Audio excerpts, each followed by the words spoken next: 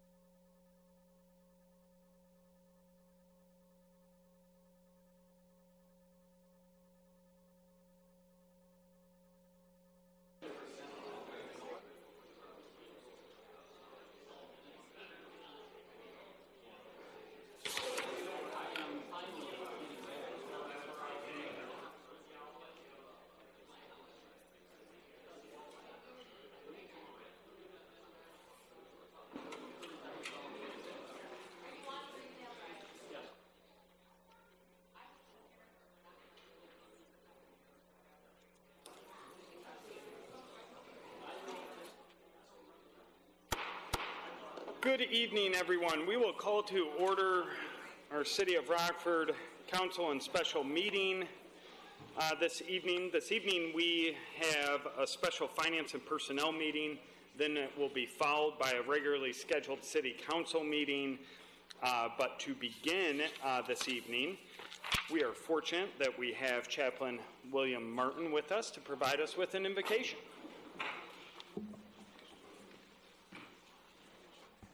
Let us pray. Eternal wise God, our Father in heaven, we come. We thank you for this day and this time that we have to share. Now, God, we ask that you open up our hearts and minds to receive. We pray, God, for every elected official. We pray for our city. In Jesus' name, amen.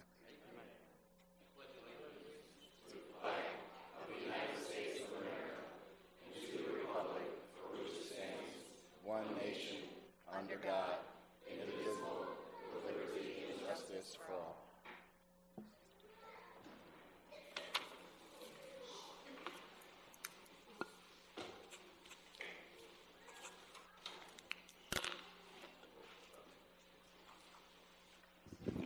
Thank you. And this evening we are fortunate that we have two proclamations.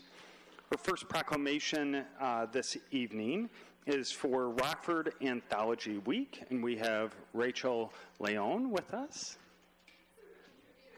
Yeah, please come forward. Yes, they can certainly come forward.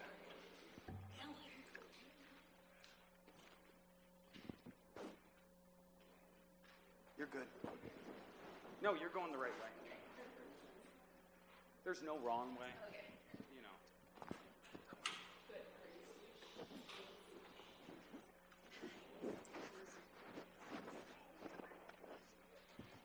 Okay.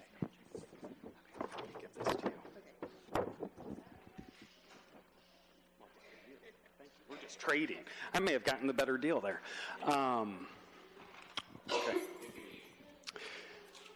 Whereas, a Rockford Anthology, part of Belt Publishing's anthology series, is a book that celebrates the heart of Rockford, Illinois, and its people.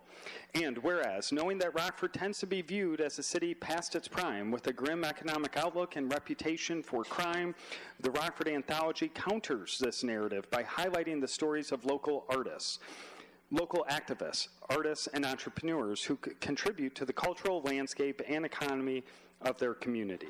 And whereas Rachel Leone hosted 2 writing sessions inviting people of all ages, abilities, gender identities, sexualities, ethnicities, and socioeconomic backgrounds to come and write about their personal accounts of living in Rockford. And whereas the stories that make up the Rockford Anthology capture the dreams and the disappointments of the authors, the frustrations and their favorite memories, but mostly how Rockford means different things to each of us, and that the best is still yet to come. Now, therefore, I, Thomas P. McNamara, as the mayor of the city of Rockford, do hereby proclaim October 20th through October 26, 2025, to be Rockford Anthology Week. Just want to say a sincere thank you to you, the amazing effort that you personally put in, and as well as all of the contributors. Thank you. But would you be willing to share a few words with us? Not like, expecting. No, right.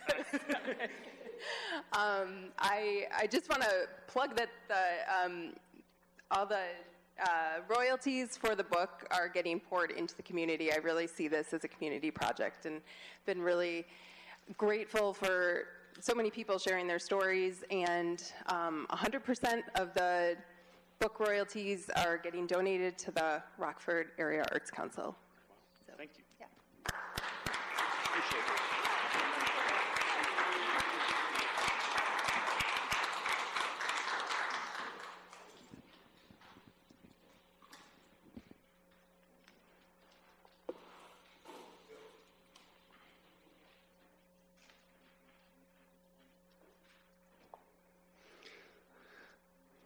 Thank you. Our next proclamation this evening is for Italian American Heritage Month, and I know that we have a number of members of GRIA, along with Mike Maffioli, with us. If you want to come forward.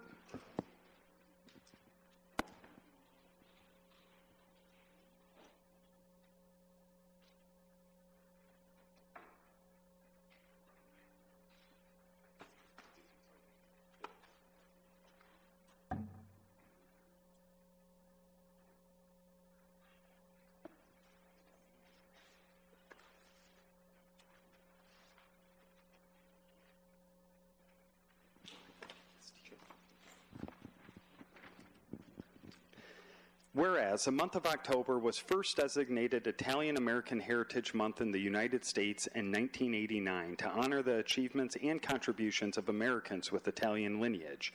And whereas between 1880 and 1924, over 4 million Italians immigrated to the United States for a new and better life. And whereas the many contributions in fields of business, education, military service, as well as the arts by Italian Americans have enriched our Rockford community for decades. And whereas the Greater Rockford Italian American Association, or GRIA, was founded in 1980, headed and staffed solely by volunteers, GRIA provides the community an opportunity to experience the customs and traditions of Italy firsthand by participating in a variety of educational programs and public events provided by GRIA committees. And whereas the United States welcomed people from countries that helped create the nation we have today, and as Americans celebrating Italian American Heritage Month provides an opportunity to feel proud of the richness and diversity of the Italian cultures that are part of our history. Now, therefore, I, Thomas P. McNamara, as the mayor of the city of Rockford, do hereby proclaim the month of October 2025 to be Italian American Heritage Month. I just want to sincerely say it's always amazing to me what GRIA does in any given year, especially understanding that you're volunteer-based, giving of your, you're like, is this volunteer? But you think about the amount of time each of you put in, along with many others, to make such a wonderful impact in our city. We certainly appreciate you. Would you like to share a few words? Sure, thank you. Thank you, Mr. Mayor, and thank you, council members, for this recognition. I'd like to give you just a small, short history lesson. 533 years ago, a man crossed the ocean in 3 ships on 3 months to form a new land and help colonize what we know today as America. That person to us, Mr. Christopher Columbus, means an extraordinary amount to Italian Americans in this country. It founded our way to this like it did so many others. I have the pleasure of being the current GRIA chairperson, and my family also has the longest history in this town. We came here in 1887, so we've been here for 100 and some odd years at this point, and love this town and love all of you for recognizing our achievements. Thank you. Thank you. Thank you.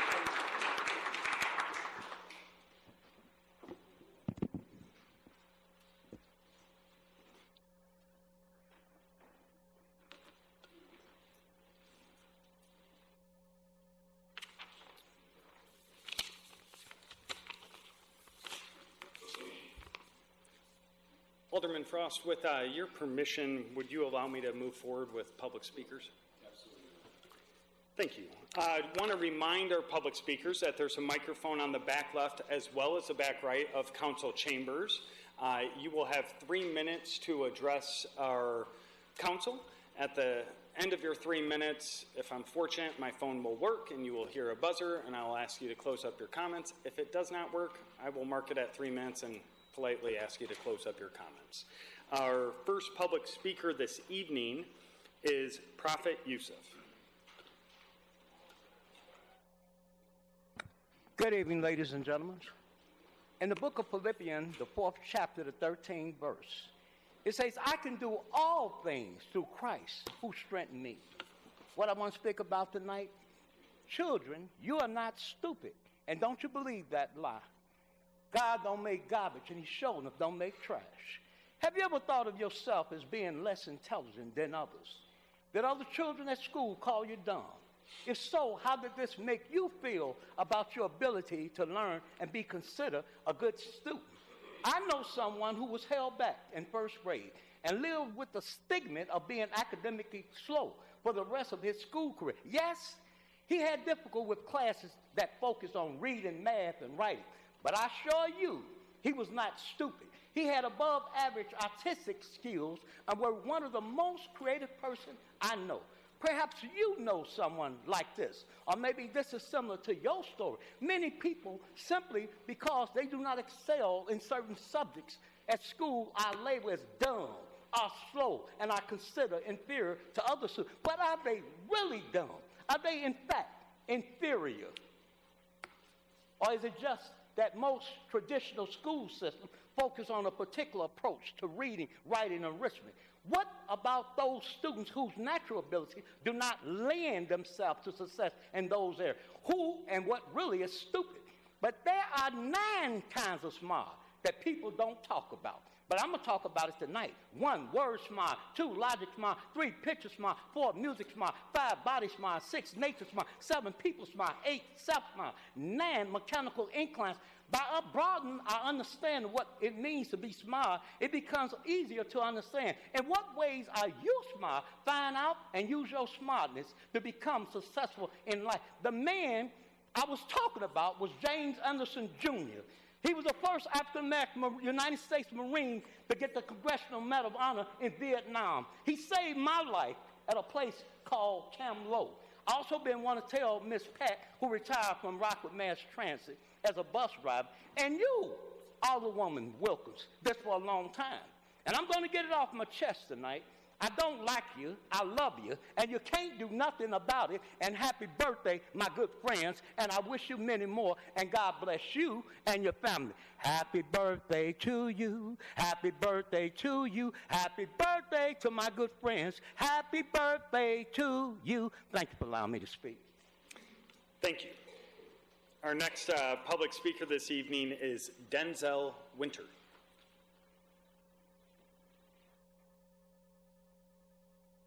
Good afternoon, City Council people. As you know, this weekend there was a big rally, but our president, the one with all the with his it's been tried it so many times, it's a shame. And what came out was there's over 7 million people across this country protesting about him wanting to be a king. We look at it this way, Mayor, I think our governor needs all the support that he can get, because he's trying to keep them people from controlling our streets. We don't need the military running up and down Rockford, jumping on people for no reason. Did you know that they shot a minister in the head with one of them pepper guns for no reason? And there wasn't even anything going on? You know, and it's getting worse. They're firing tear gas and everything else. You know, it's just getting ridiculous. Then you know what he does? He goes and pardons this guy that stole money from this campaign, you know, talking about, well, he's been a staunch Republican. That don't make no sense. You're letting out all the criminals. You're supposed to be the person that's the head of the that wants to do the right thing, you know, backing the police. You're not backing the police by letting people go. You're not backing the police by every time somebody that you like, that you care for, that's behind you, you go and pardon them people. That's not fair to the people. The money that man stole before and spent in all kinds of ways don't make no sense. But I bet you, Mayor, if you went and you took some money, and I bet he wouldn't get you out of jail. I know that for a fact.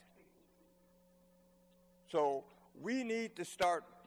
What we need to do is start getting behind the people and letting the people know that we're not putting up with this stuff no more. People are going to be starving. We're going to lose people that can't get medical. They're going to be dying. They estimated about 50,000 people are going to die between now and next year. Thank you, Mr. Winter. Next public speaker this evening is Wendy Schneider. Good evening, Mayor McNamara, City Council, and staff. Today I wish to speak about the Rockford Fire Department, for which I have a personal affinity. Nearly 25 years ago, my infant daughter was transported by ambulance one day after coming home. The professional and caring firefighters and paramedics helped to save her life, and for this, I am forever grateful. Tonight it is my pleasure to congratulate Chief Rebecca Tayo on her appointment. Congratulations. As a business leader, I am compelled to address improper and unprofessional actions by those in leadership positions, whether in the workplace or the community. Recently, a principal officer and vice president of the Firefighters Local 413 Union posted on Facebook derogatory, inaccurate, and unprofessional comments regarding the chief's appointment. Everyone is entitled to their personal opinions, no matter how abhorrent they may be. However, in this case, the VP specifically indicated on his Facebook page, quote, "My opinions on city government are based on my position of 413 VP," unquote. The International Association of Firefighters mission statement preamble begins with the following language, quote, "Strength through united action guided by intelligence is the hallmark of trade union organization. Believing in such unity is essential for the mutual protection and advancement of interests," unquote. Specific interests in this case include promoting harmonious relations between workers and their employers and cultivating friendship and fellowship among its members. The VP's words indicating the appointment as, quote, "Horrible, can't wait to leave. The city has proven again it's about a DEI face to show up when they're told with a smile and a puppet for City Hall," unquote, were issued in his capacity as Vice President of Local 413. This deliberate action is in opposition to the IAFF mission statement and severely damages confidence in this individual's competence to lead. I am genuinely concerned about the impact to female members of Local 413, as their VP has signaled they are unworthy of career advancement because of their gender. After all, as VP, he is responsible for advocating on their behalf. I respectfully request that principal officers, executive board, and stewards of Local 413 remove this individual as vice president. His own and intentional actions are disqualifying. In short, he has damaged the integrity of Firefighters Local 413. Please act to restore trust in the union's leadership, not only from the community's perspective, but as you advocate for your members' interests with the city in the future. Further, I ask the city to follow the provisions of 50 ILCS 745/1, the Firemen's Disciplinary Act, to determine if disciplinary actions are warranted. In closing, I wish to personally acknowledge and thank the mayor and certain council members for their prompt response to this matter. I respectfully ask that all council members utilize a moment of their time tonight to denounce the reference comments. Thank you. Thank you. Our next public speaker this evening. Thank you. Our next public speaker this evening is Jennifer Spencer. Thank you, Mayor. My name is Jennifer Spencer. I'm an architect with Studio GWA. I'm also past chair of the Historic Preservation Commission. I also sit on the Zoning Board of Appeals. And I'm here to speak about the Elks Club, which shouldn't be a surprise. Over the past 35 years, Rockford has demolished over 1.2 million square feet of buildings within 10 blocks just on the west side alone. It has replaced those buildings with a total of 519 parking spaces that don't generate revenue. Today, the loss of tax revenue from those demolished structures equates to $2.6 million annually. That's over $52 million in the past 20 years. On the flip side, over 400,000 square feet of buildings have been saved from demolition and redeveloped, which has resulted in over $925,000 in annual tax revenue that would have been lost. We continue to ignore the fact that demolition by the city has not resulted in any new construction to replace those previous structures. There is no return on demolition costs. Aside from a few recent structures, all of the development downtown on the west side has come by way of existing structures. We recognize that continued deterioration of this property only lowers property values around it, and it affects every citizen. We need to make every effort to assure that we have exhausted any and every redevelopment opportunity, because I don't think we have. Demolition has proven to be a death for a property here in Rockford with no opportunity for redevelopment and a negative financial impact on our community. We are not asking for indefinite delays. We are asking for time, just enough to find a viable community-backed solution. Once this piece of our history is gone, it's gone forever. Let's choose the path that reflects our values, our history, and our vision for a vibrant, inclusive, and culturally rich community. Let's not take the easy way out. We didn't do that with the Embassy Suites, the Armory, the Chick Hotel, or even the Coronado Theater. It was hard work. We acknowledge the building's current state is far from ideal, and the owner has struggled to make the numbers work, and he's proven to be difficult to work with. But that is not a reflection of the building's potential value. It's a reflection of failed stewardship. The solution is not to erase history, but to change the hands that hold it. Thank you. Thank you. Next, our public speaker this evening is Valerie Olofsson. Hello, and I'm also speaking about the Elks Club.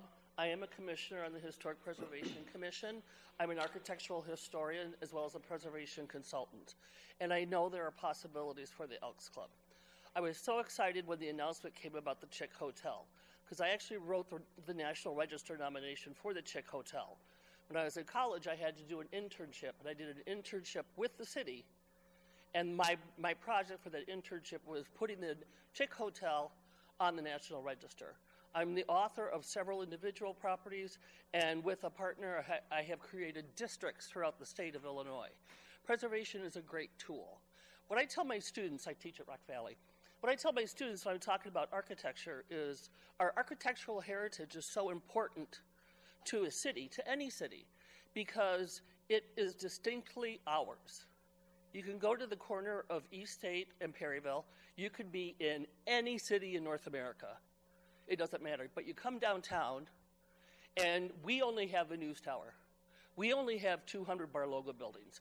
No other city in the world has Barloga buildings. That's very important. No other place has a Laurent house. All of these properties talk about our history. No one else has an Elks Club by Lawrence Buck. It was built in the early 20th century. It is a beautiful piece of property. If you haven't seen the stained glass window, go up the stairs of Memorial Hall, because that's where you can only see that stained glass window. And as Jennifer said, unfortunately, it's really suffering from demolition by neglect. The owner has neglected the building, but it's not dead. I've actually written National Register nominations for buildings that are in worse condition. Jennifer's worked on buildings that have been in worse condition. It would be a sin to lose this property. So I'm begging you to not approve the demolition bill tonight. Thank you. Thank you. And thank you to all of our public speakers this evening. Next, we're going to begin our Finance and Personnel Committee meeting, and I will turn the meeting over to Chairman Frost. Thank you. Welcome to the special Finance and Personnel meeting held this evening, October 20th. Sir Clerk, if you can please take roll. Logeman. Here. Thunberg. Here. Frost. Here. Granite. 4 present. All right. I think if I can go out of order, if we can take care of the change order matter first, which is the citywide repair group number 2 to Rock Road Companies. The original amount was $4.868 million. There's a change order for $29,253.20. It includes addition of work to the striping portion of the contract to restripe the Auburn and Maine roundabout with thermoplastic, incorporating a slightly modified configuration. The funding source is the 1% infrastructure sales tax.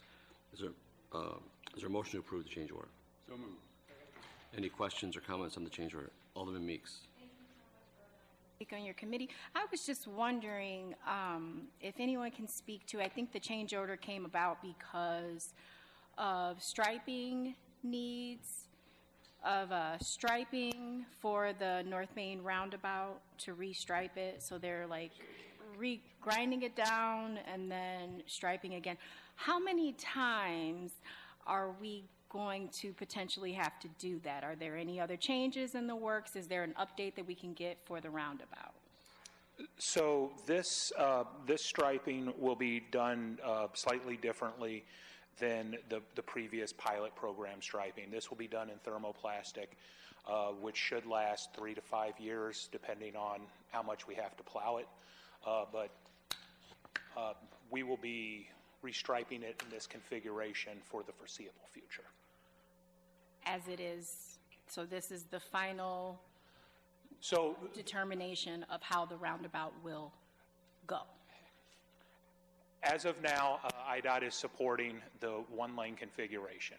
It is a little bit different than what it was during the pilot program. We are shifting the drive lane over a little bit to try to keep cars from going around traffic.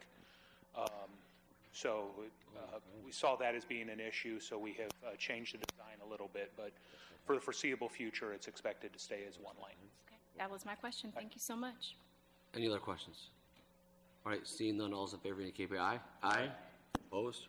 Matter passes. All right, moving back to information only, we have tonight, we have our first initial presentation of the 2026 budget. And I believe Ms. Haggerty is going to lead us through this. Yes, thank you, everyone.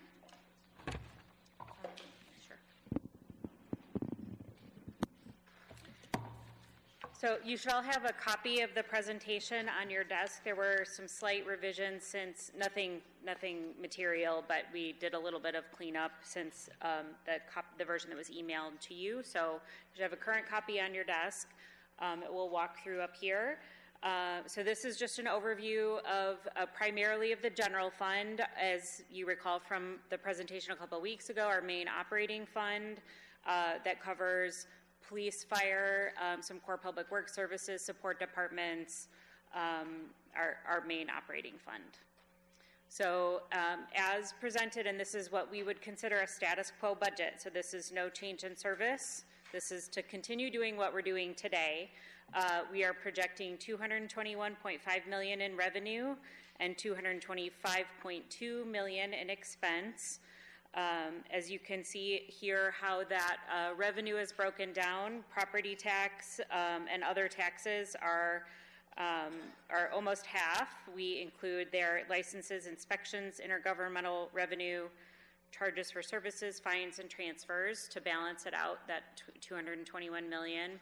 On the expense side, police and fire, nearly 75% of our total operating budget. Public Works, Community and Economic Development, and support departments help round that out. There is a very small pie portion on the expense chart that was too small for my presentation software to warrant a label, but that includes the Workforce Investment Board, the Board of Elections, and the Fire and Police Commission. General fund elastic revenue. This covers where, outside of property taxes, the primary funding sources for the general fund are, and as you can recall from our monthly budget presentations this year, our personal property replacement tax, or PPRT, has been declining, significantly underperforming what we budgeted for revenue for the year in 2025. So that is leveling out. There is a law change that shifts use tax revenue to sales tax. So as you can see on here, the second blue bar is significantly smaller than it was in 2025, and the sales tax bar grows. So we're shifting about $5 million that was previously budgeted in under use tax to sales tax with that law change that just shifts the way that that transaction is classified under state law. That was a direction that was provided to us by the state of Illinois. And our utility tax revenue declines for a variety of reasons. I think, as appliances and our homes become more and more energy efficient, as well as prices increase. Our own, I'm sure everyone has felt their own ComEd and NICOR bills increase at home. You find ways to use less. So those taxes are flat taxes based on kilowatt hours or therms used. So even if the bill goes up, that doesn't necessarily mean a revenue increase on utility taxes. So both of those have declined. The gas and electric both declined for our 2026 budget. Some other revenue highlights for the general fund. While we traditionally increase our projection for ambulance revenue, that stays flat this year with unknown changes to Medicaid reimbursement, and Affordable Care Act related coverage with uncertainty at the federal level. So we thought it best until we knew more about how those particular revenue sources would be impacted, specifically for our community, that we leave that revenue source flat for the year. Again, as I mentioned, sales tax increases $7 million. It's a combination of the shift of use tax to sales tax, as well as an increase in sales tax. Our investment income budget increases $2 million based on actual returns in 2024 and 2025. And our state shared PPRT decreases $3.3 million based on projections from both the Municipal League and the Illinois Department of Revenue. And please interrupt if there's any questions. By expense type, so this looks beyond just the operating budgets. As you can see here, salary and fringes make up the biggest piece of the budget in total. On top of that, we add contractual, supply, other, and capital. So you can see our fringe benefits increase significantly, as we've mentioned previously with our pension contribution increase. We also had a decrease in contractual and a decrease in supply and capital expenses in 2026. Again, to highlight some of those expense changes, pension contributions grow $5.3 million or 15%. Wages grow 2% overall. I will note that we have outstanding collective bargaining agreements with with police, fire, and our main AFSCME group beginning in 2026. So we're assuming a 2% wage adjustment across the board for all of our labor agreements. Health premiums increase 5% to cover increasing costs, and our capital budget drops considerably based on planned equipment replacement, not because we are in a great place right now, no scheduled replacements for several years of our most expensive equipment, which is fire apparatus. Staffing in 2026, as you can see here, we have changes in, and this is across the entire city. This is not just general fund. So this includes positions funded outside of the general fund. We have an increase of 9 in human services. That includes the Health and Human Services Department with an increase of 3. The library also falls under our human services classification, and they added 6 positions for 2026.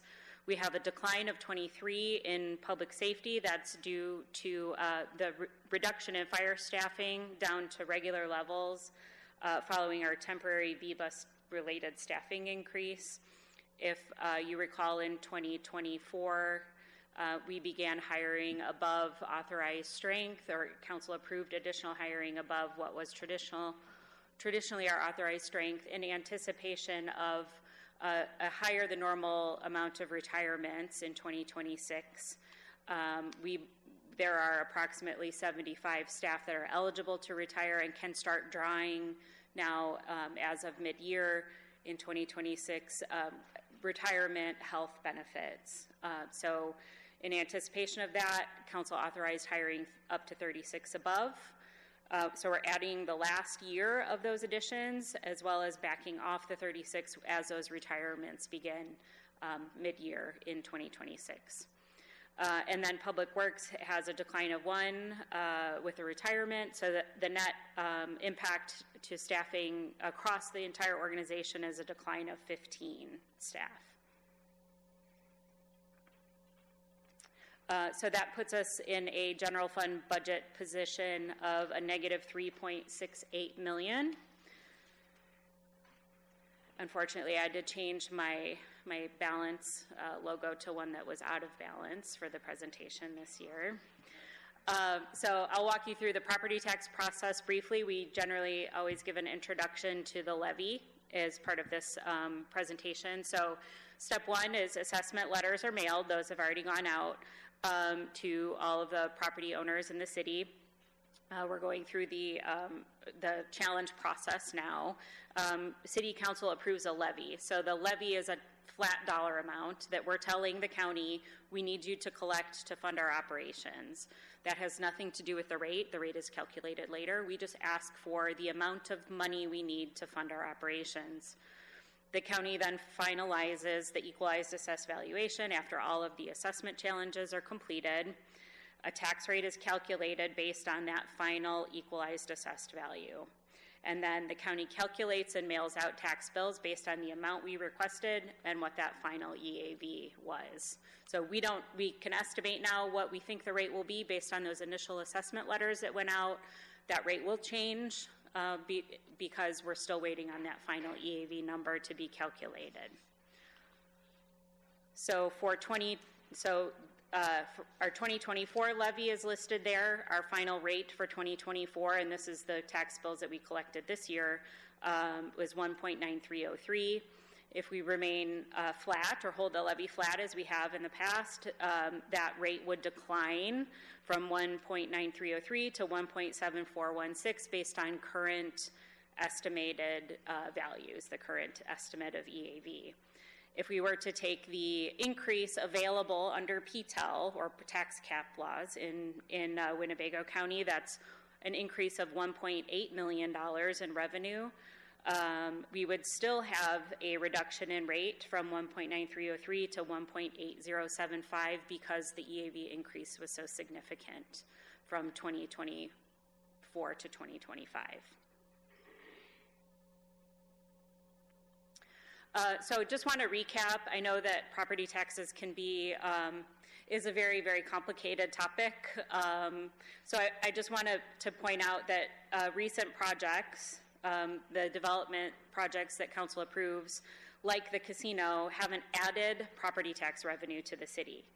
So when those projects are completed, when construction occurs and those properties are fully assessed, the value of the new building shifts the property tax burden away from current taxpayers and increases the bill for the owner of the property that has just come online. So the casino specifically reduced the city's property tax rate an additional 0.0067 cents or 0.4%.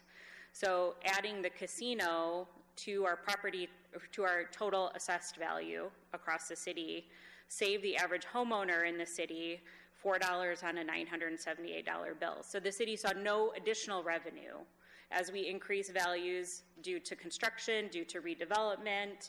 As long as we continue to hold the levy flat, that reduces the burden for all taxpayers across the city. It does not add additional revenue to the city. Just want to make sure that's clear. So the deficit recommendation that we are moving forward today is to avoid property tax increases by lifting current restrictions on spending cannabis sales tax revenue. We have accumulated $2.6 million of cannabis revenue that is unspent. We're recommending that as one-time revenue and $850,000 as recurring revenue moving forward. We also recommend implementing a revised vacant property fee structure that escalates with the time vacant that would generate an additional $210,000. That puts us at a slight surplus of about $20,000.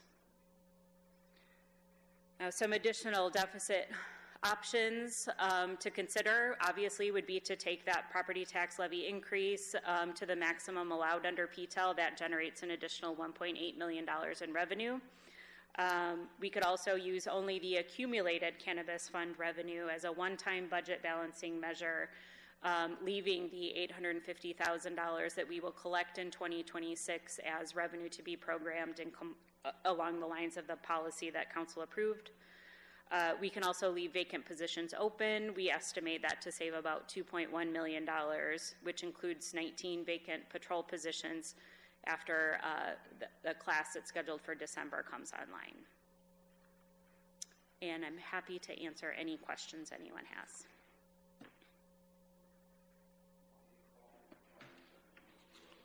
Okay, I'll start going around. Alderwoman Trina, I believe you had your hand up first. Thank you for the presentation, Director Haggerty. Can you please remind me the last time we the city raised the tax levy, and then the last time we did raise it, what was that amount?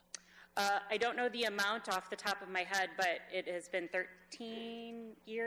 12 years. This would be the 13th year of flat levy. Okay, and then can you get me that figure? Absolutely. Thank you very much. Alderwoman Wilkins, then Alderwoman Meeks. Thank you, Your Honor.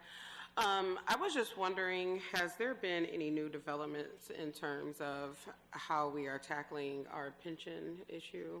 So if you recall, when the casino, when staff presented the casino revenue policy, we recommended at the time that out of the casino revenue, we move an additional $1 million to each fund on top of the required contribution that the actuary determines for us on an annual basis, effectively sort of like paying more than your minimum payment on your credit card. That additional contribution will help reduce our unfunded liability over time. That money will be invested and will earn additional income that will also help reduce our unfunded liability over time. Outside of that, we have not made any other changes in how we fund our pensions, nor has there been any legislative change at the state level that would give us any flexibility with how we fund our pensions. Thank you. Mm-hmm.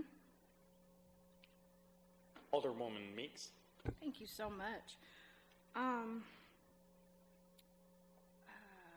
want to kind of get to the cannabis funds. I know there's the I don't know how to describe it, but it's some form of an NDA where you cannot disclose the amount in the cannabis fund. I'm going to try to ask that question in the best way possible. What's in the cannabis fund? So the numbers that I gave you are what is there. So $2.6 million is our estimated collection by the end of 2025. It's the amount we have collected and not spent.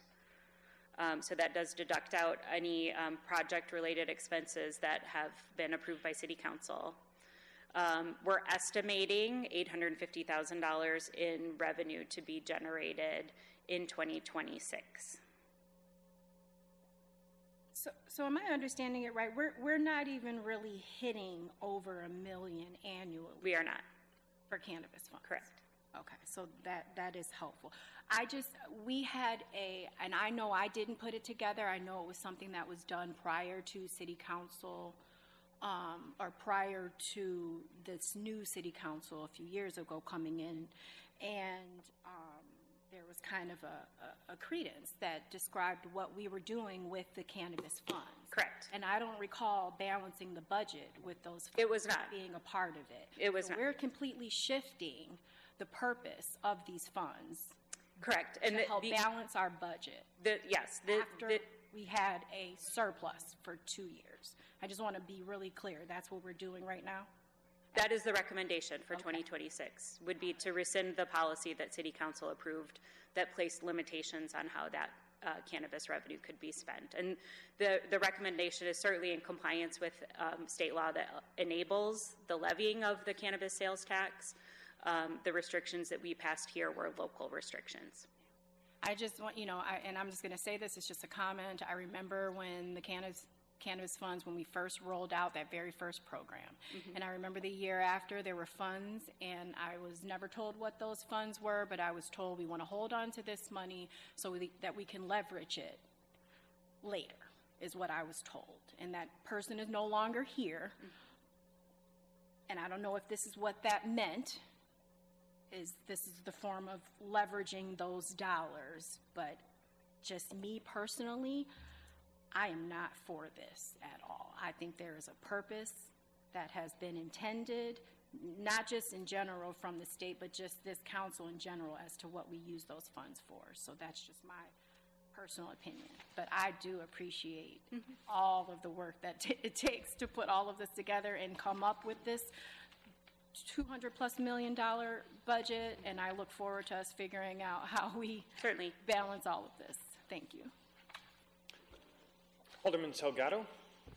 Thank you, Your Honor, for allowing me to speak on this committee. I got a couple questions. The first one, projections for the next 3 years, 5 years. Yes.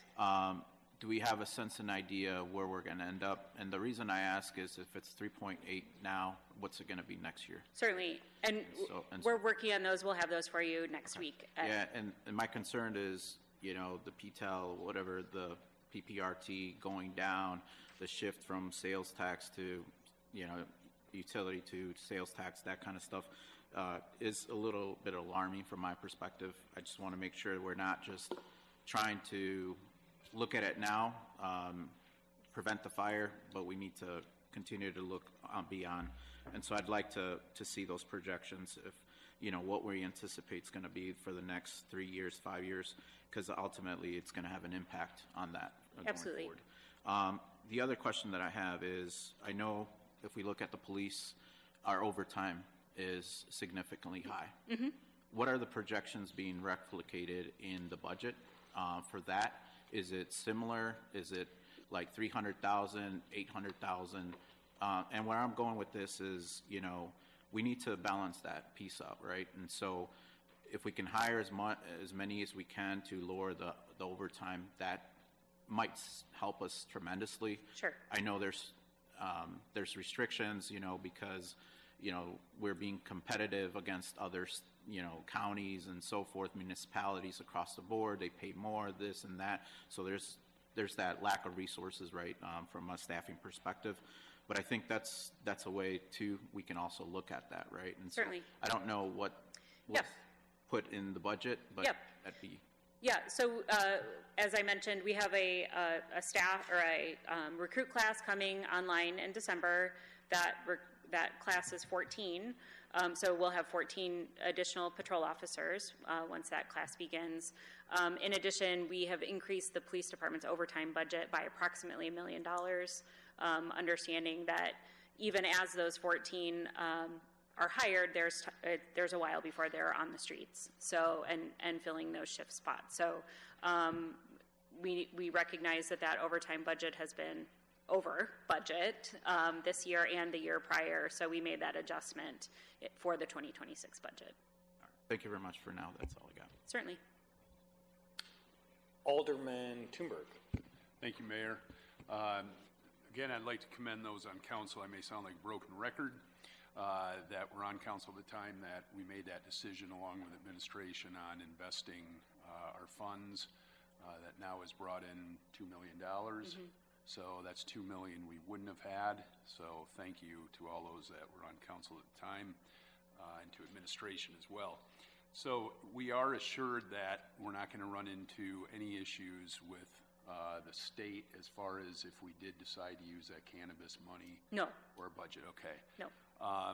That is a question I do get quite frequently, actually, from individuals in how the cannabis money is being spent and if it could be used for, property tax relief.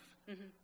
So, I think we've done a great job, and it's been not only myself advocating for it, but I know the mayor and others on council have done as well in, as property values rise, to lower the rate in relation to the levy and bring us ultimately more in line with other peer communities. Mm-hmm.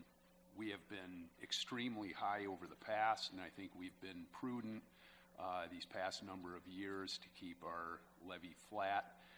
And I would be, at this time, all for using that cannabis money. And it's also constituents have mentioned quite a bit of times that they'd like to see that as well in order to keep our property taxes somewhat in check. Certainly. Thank you. Alderman Frost. Thank you. I'm going to blame it on the state here, but we've definitely seen a reduction. The PPRT, MFT, our income taxes have gone down, which is probably a good thing. But overall, this trend that the state is doing is, when I was at the IML, I went to a session on gaming and learned that the state takes in now on gaming, video gaming, and sports betting, about $1 billion a year. And then they take in a significant amount of money on cannabis. And then obviously we've always, they've taken in some tax, on liquor. So you have these two new vice taxes that really has shifted how the state is financed. And unfortunately, that falls on our lap, right? So we are seeing a reduction in things like MFT that we have to use on a litany of matters. And so this progression, or this discussion about using, casino money and cannabis money to fund our budget, to fund our pensions, like we're doing with is something that we're all going to have to consider, because these are a new way of basically general funds that we are receiving. I'm not a fan of it, but like it or not, the money we receive in revenue from taxes, from all forms of gambling and cannabis, are obviously being used to fund the state and now fund us. So if that's a consideration, then we have to consider that. Having said that, I do think we should look at other items as well where we can cut costs, because I've been on the council since we started keeping a flat levy 13 years ago, and that's something that I think that it's important to all of our residents, because leaving it flat is still significant, and many people say too much, right? So I would hate to see an increase in our levy, which would result in an increase in a tax rate on Rockford residents. So I think it's important to consider. On a side note, one note, it was on one of the slides, Carrie, about the library having an increase in 6 employees. Yes. And where does the library fall on our revenue side and our expense side? So the library isn't captured in the revenue and expense numbers we presented today. They are a separate fund. Okay. So because we appropriate and we levy, they do not have their own independent appropriation and levy authority. We have to include them in our budget every year. We levy on their behalf, though we have very little legal authority to tell them how to spend that money. That's what I was asking. Yes. Okay. All right, thank you. Certainly. Alderwoman Granith. Has there been any discussion on taking the levy for new property, that instead of just kind of lumping everything together, but new things that have come online this year, to see if those could not be included or differently than just doing a flat? I have not calculated that, but we can certainly put those numbers together for council. Alderwoman Meeks. Thank you so much. I was just curious, because I don't recall, and I know property tax and the levy has been a topic for as long as I can remember. What did we do during the time when we had surplus funding, maybe even ARPA funding, whatever, to help relieve some of this pressure that our taxpayers are paying for property taxes? Well, with ARPA and surplus funds being a one-time revenue source, they're not, we certainly would not recommend using them for property tax relief, because property taxes is a recurring annual revenue source. So, to make permanent change on a levy, we would need either permanent sources of alternate revenue, or we would need permanent reductions in expense. Bringing in ARPA to lower the levy for 1 year would provide temporary relief, but when the ARPA money is gone, the property taxes would have to be increased, and actually the increase would be restricted by PTEL, so we wouldn't be able to restore property taxes up to the level that they were before we decreased them. I wish I knew what you just said. Oh, yes. Can I just add? Can I just add to that too? One of the things, and I think we see it in this budget here, our contractual budget decreased, our supply budget decreased, our capital budget decreased, in part because of the investments that we made with ARPA funding, with surplus revenue, on improving our facilities, on making sure that facilities are where they need to be. All of those facilities have to be maintained whether we set the money aside or not. So we don't have to plan for additional maintenance expenses because we have new HVAC systems, we have new roofs, we have made those investments, one-time investments in capital costs that we knew would have operating impacts down the line. And that was really our focus with ARPA funding, was investing in ARPA and surplus, investing in ways that reduced expenses in the long term and grew our base in the long term. That was helpful.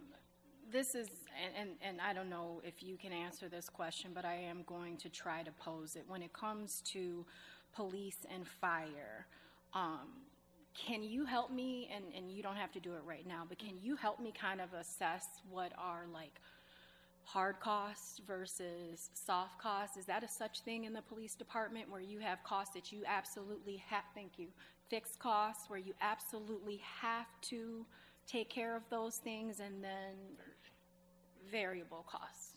I'm getting plugged here, but I appreciate it. Certainly.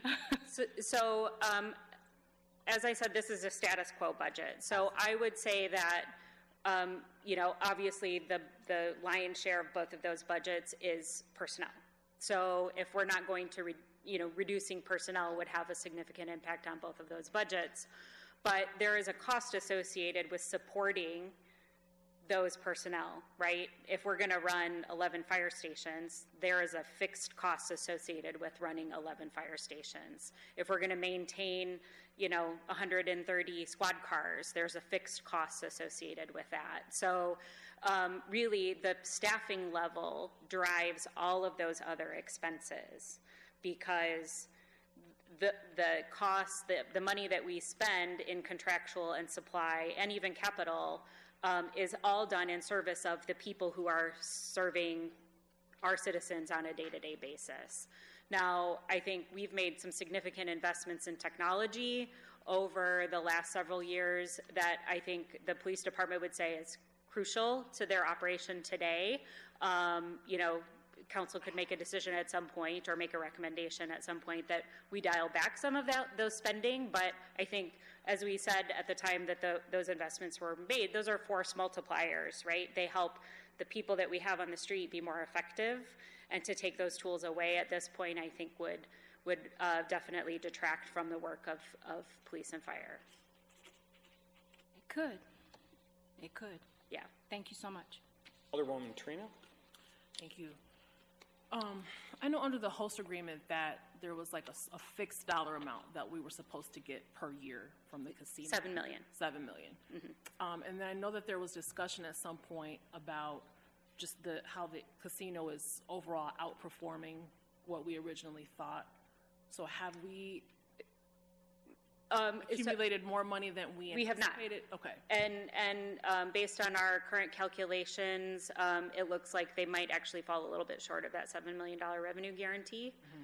And we'll have a conversation with the casino after the first 12 months of operating revenue that we receive from the permanent casino to true that up. Okay, thank you. Mm-hmm. Alderman Salgado. Yeah, just real quick to follow up. The tax levy, I know it says 1.8 million. Do you know what that burden would be on the taxpayers if we were to take the PTEL? What the increase would be? Yeah. I do not off the top of my head, but we can calculate that. Yeah, if you don't mind. Yep. Getting that number just to get us an understanding, because hear me out on this 3.8 next year. If it's looking to be about that, the similar situation, we're going to have to start making decisions now from that perspective. And the 2.6 million on the cannabis, it's not going to be sufficient. 850, whatever it is going to be for the next years. We really need to figure that out, what our plan's going to be for the next couple years down the road. Unfortunately, during COVID, it was phenomenal because we got ARPA money, we got support from that. Try to ride as much with our interest on those investments that we had, that money that was still tied up. But from that end, I just feel like we're kind of turning that now, and it's getting a little bit more difficult from a state perspective, funding and so forth on some of those taxes. So it'd be great if we could just get that. Absolutely. Is there a motion to adjourn? Can I just make one statement? I just want to thank Ann Wilkerson and her team. They do 99% of the work to put this final budget together, and I would be failing tremendously if I didn't acknowledge Ann and her team. And this is an effort across the whole organization. So every department head and their teams are involved in putting their individual department requests together. So thank you to all of them as well. I will say, if anyone has questions, would like to meet with me, would like to talk through any of this, please feel free to reach out.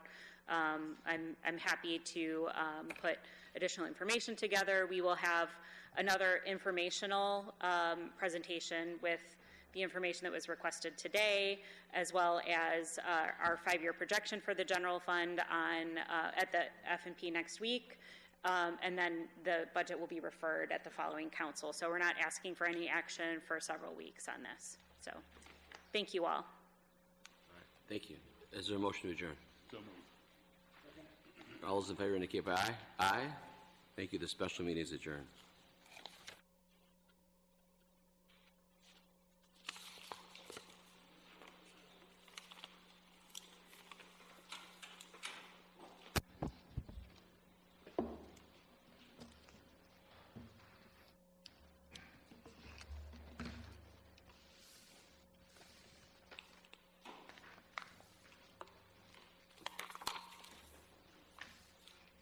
All right, good evening. We're going to call to order a regularly scheduled City Council meeting for Monday, October 20th, 2025. We've already done our invocation and pledge. So clerk, could you please call the roll? Turkey. Here. Logeman. Here. Thunberg. Here. Frost. Here. Tarina. Here. Wilkins. Here. Hoffman. Here. Granith. Here. Salgado. Meeks. Here. Bell. Here. Bonnie. 12 present. Excellent, thank you. Is there a motion to approve the Journal of Proceedings for the City Council meeting held on September 15th, 2025? Second. We have a motion, we have a second. Is there any discussion?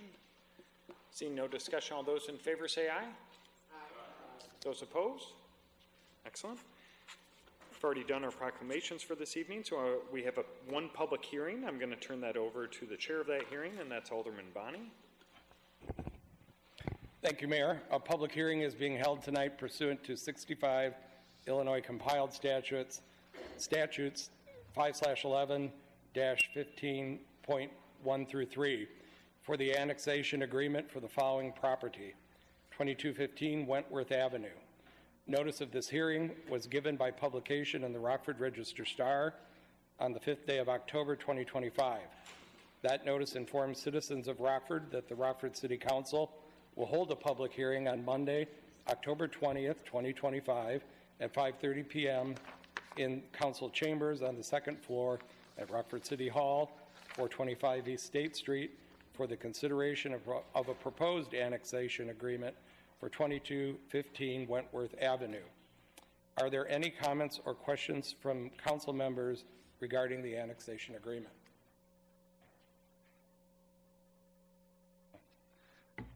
Alderwoman Meeks. This time, I was just curious. I thought you were just waving. No, I'm sorry. I'm so serious. I do have a question. I was just curious because it said that this individual would have to apply for or tap into city water and sewer. Do they cover those costs? I just want to confirm that property owner covers those costs. Okay. Thank you so much. So yes, they would cover the normal fees for connection to city water. Thank you so much. That's all. Any other questions or comments from council? Seeing none, are there any questions or comments from the public? Okay. Seeing none, the hearing is now closed.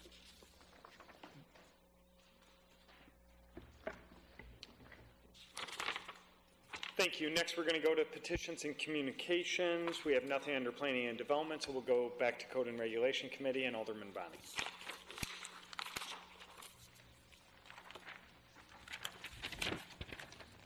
Thank you, Mayor. We have 3 items all being referred to the Code and Regulation Committee.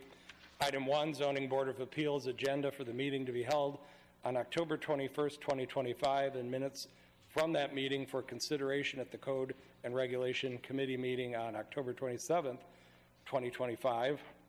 Item 2, Liquor and Tobacco Advisory Board's agenda for the meeting to be held on October 21st, 2025, and minutes from that meeting for consideration at the Code and Regulation Committee meeting on October 27th, 2025.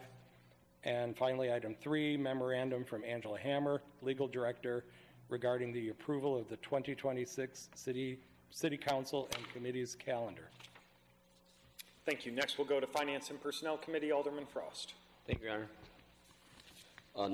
Number 1 is a memorandum from Owen Carter regarding the acceptance of the DCEO Weatherization Department of Energy Grant Award 25. This will be referred to Finance and Personnel.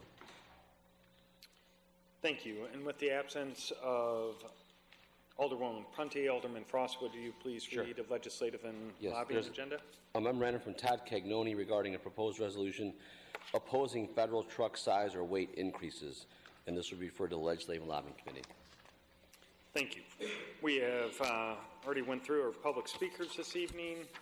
Next, we're going to go to new committee reports, and we will go to Planning and Development Committee and Alderwoman Wilkins. Thank you, Your Honor.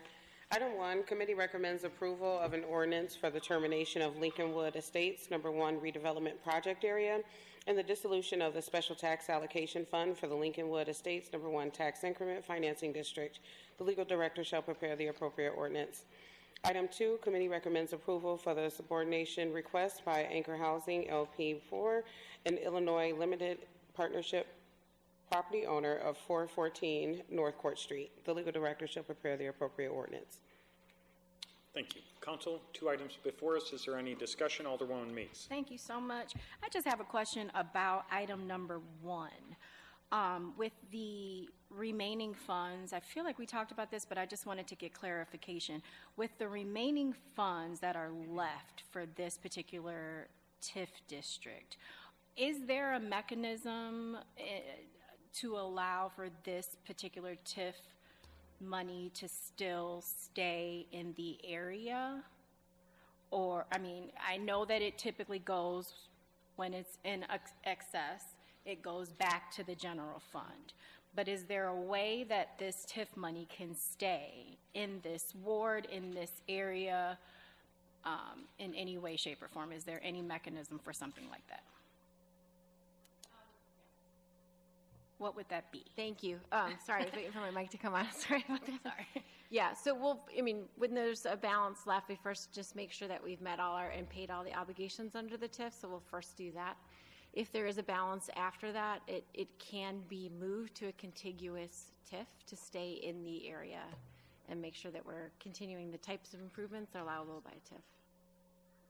So just because I've never heard of that before, what kind of steps need to be taken to keep it in that contiguous TIF? I'm just not sure the steps. Mr. Cagnoni. So there's specific statutory requirements related to transfer of funds from one TIF to another. So if we did get to that situation, we'd want to review that we are in compliance with the statute. It's sometimes referred to as porting from one TIF to another, and there's some specific language that may or may not be required within the existing TIF plan, so we would evaluate it. But as Director Lai said, our first step in the process is there any outstanding obligations that have not been fulfilled that the city needs to be reimbursed for? Is it still possible to have additional expenses within that TIF to the benefit of that TIF? And then we would look to see if a transfer was appropriate.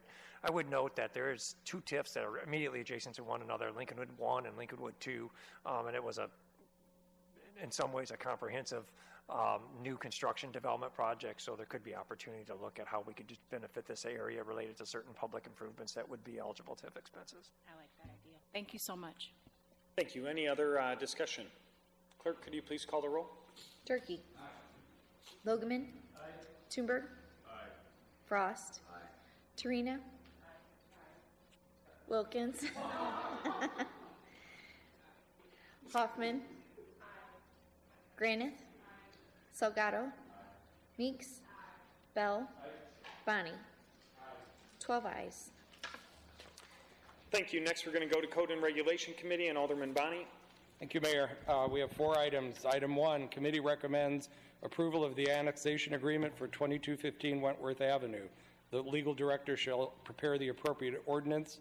The owner of the subject property has requested annexation to the city of Rockford. The owner has signed an annexation agreement.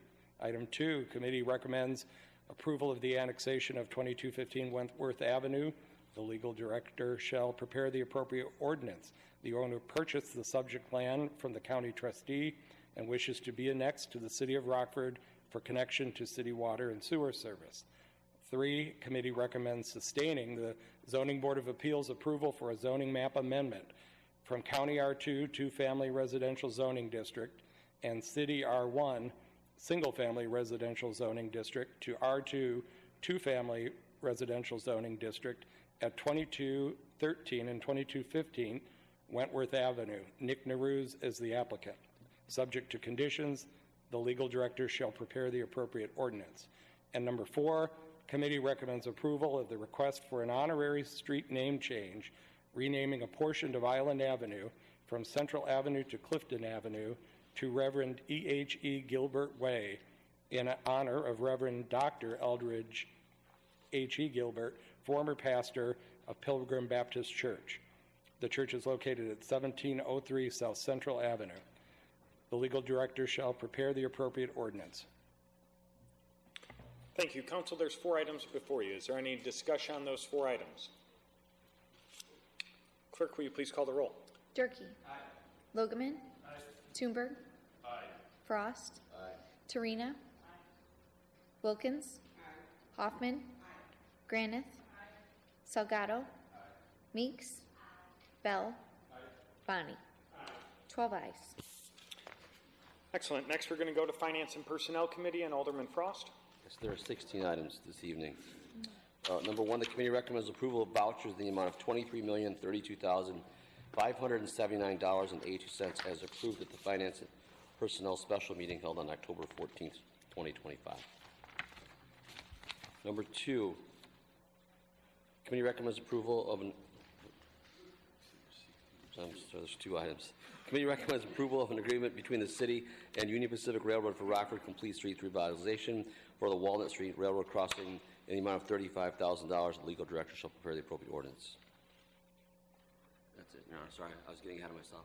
Your 16 items are still coming, don't I know.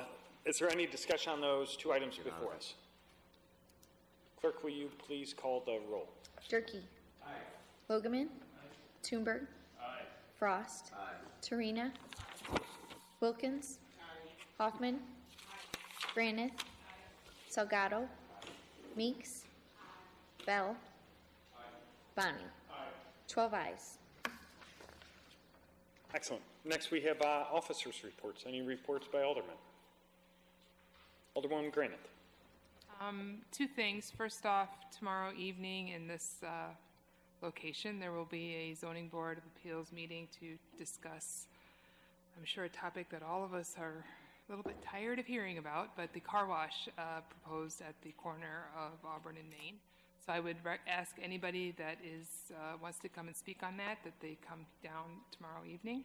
Also, I would like to say a big shout out to all the officers and everybody that was helping with the rally on Saturday. It was a very peaceful protest. We had a lot of great conversations and a lot of good opportunity to have meet people and to also then protest what is currently going on in our federal government. So I also do want to give a shout out to police. And also I did see fire, somebody had tripped and twisted their ankle, and fire was able to get there really quickly. So I truly appreciate all their support. Thank you. Alderman Toomberg. Thanks, Mayor. I spent this weekend in Wichita, Kansas, and I just thought it was interesting. I talked with an individual there that has some influence there in Wichita, and Wichita is a city that's pushing about 400,000 people, but still not a huge, major metropolitan area. But we talked about some things in Wichita being an aerospace aviation city and in likeness to Rockford. And so I was able to talk to him a little bit more about Rockford, but it's interesting to see that a city like Rockford and Wichita, not these huge major metropolitan areas within our country, but have such an important influence and aspect within the aerospace and aviation industry. So, it's just cool to see, you don't have to be or your company doesn't have to be in a huge market to have such a major influence in that industry. So, just wanted to mention that and thank you to all the companies and employees that work with making that happen. Thank you. Are you going to let us know if your son Woody bowled? Like, what are you just leaving us out there? Oh, thank you. He held his own, and they did well. Thank you. Other reports. Alderwoman Meeks. I just wanted to say I was unable to attend the No Kings rally partially because I was attending the memorial service of a resident and a very good friend of mine, and by the name of Maria Mendia, who passed away early October. I just want to use this time to just say that I really love Maria. She was such a beautiful person. If you ran a campaign or anything, she was there to assist you, volunteer. She was one of the most selfless people that I think I have ever met in my life. I would love to do a moment of silence if possible. I don't know if everyone knew it. Is it possible for me to please do a moment of silence for Maria Mendia? Thank you so much.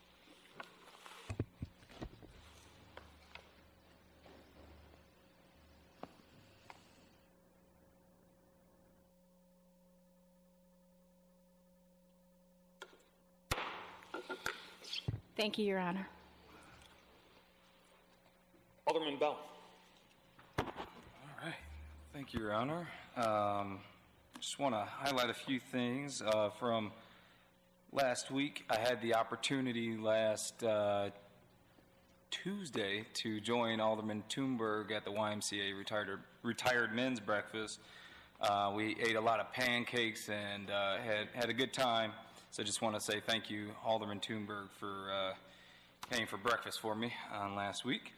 Had an amazing time at the second annual Veterans Ball this past weekend. Want to give a shout out to Love and Loyalty MC for their continued support for our veteran community. As well as last Friday, had an opportunity to be at Think Big to launch Fatherhood United with the amazing nonprofit alongside Senator Steve Stoudemire. Just a little bit about Fatherhood United. Their vision is to build a community where every child receives the love and guidance of a committed father figure in their life. Their mission is to increase youth outcomes by restoring, equipping, and activating fathers in their homes and communities. So looking forward to that organization's success. And lastly, I just want to say thank you to everyone who came out to my coffee and conversations with their councilman on last Friday. It was an amazing time having conversations about the future of the 13th Ward. So thank you. Thank you. Alderman Bonney. Thank you, Mayor. Alderwoman Meeks' request for a moment of silence reminds me of the passing of Ed Wells. And for those who don't know who he was a organizer and plaintiff in the People Who Care lawsuit, a discrimination lawsuit against the Rockford School District, and he was did a lot of mentoring and youth work through the Rockford Park District, and was later a columnist at the Rockford Register-Star. I had the pleasure of working with him on a number of occasions. When I was employed at the Register-Star, interviewing him as the lawsuit went through the courts, it was, of course, a Any of the, and some of our regular speakers were among those plaintiffs, Flossie Horde and being one, and wasn't an easy position to be in because the filing of the suit wasn't popular, and then some of the court order remedies were unpopular, and Ed never flinched, believed what he was doing was right, and I think he was not afraid to take some arrows to accomplish what he thought needed to be accomplished, even when he himself felt that the lawsuit had taken on a life of its own and went in a direction that he didn't agree with. And I just think he was an important figure in the landscape for many years in Rockford, and I would also request a moment of silence for Ed. Sure.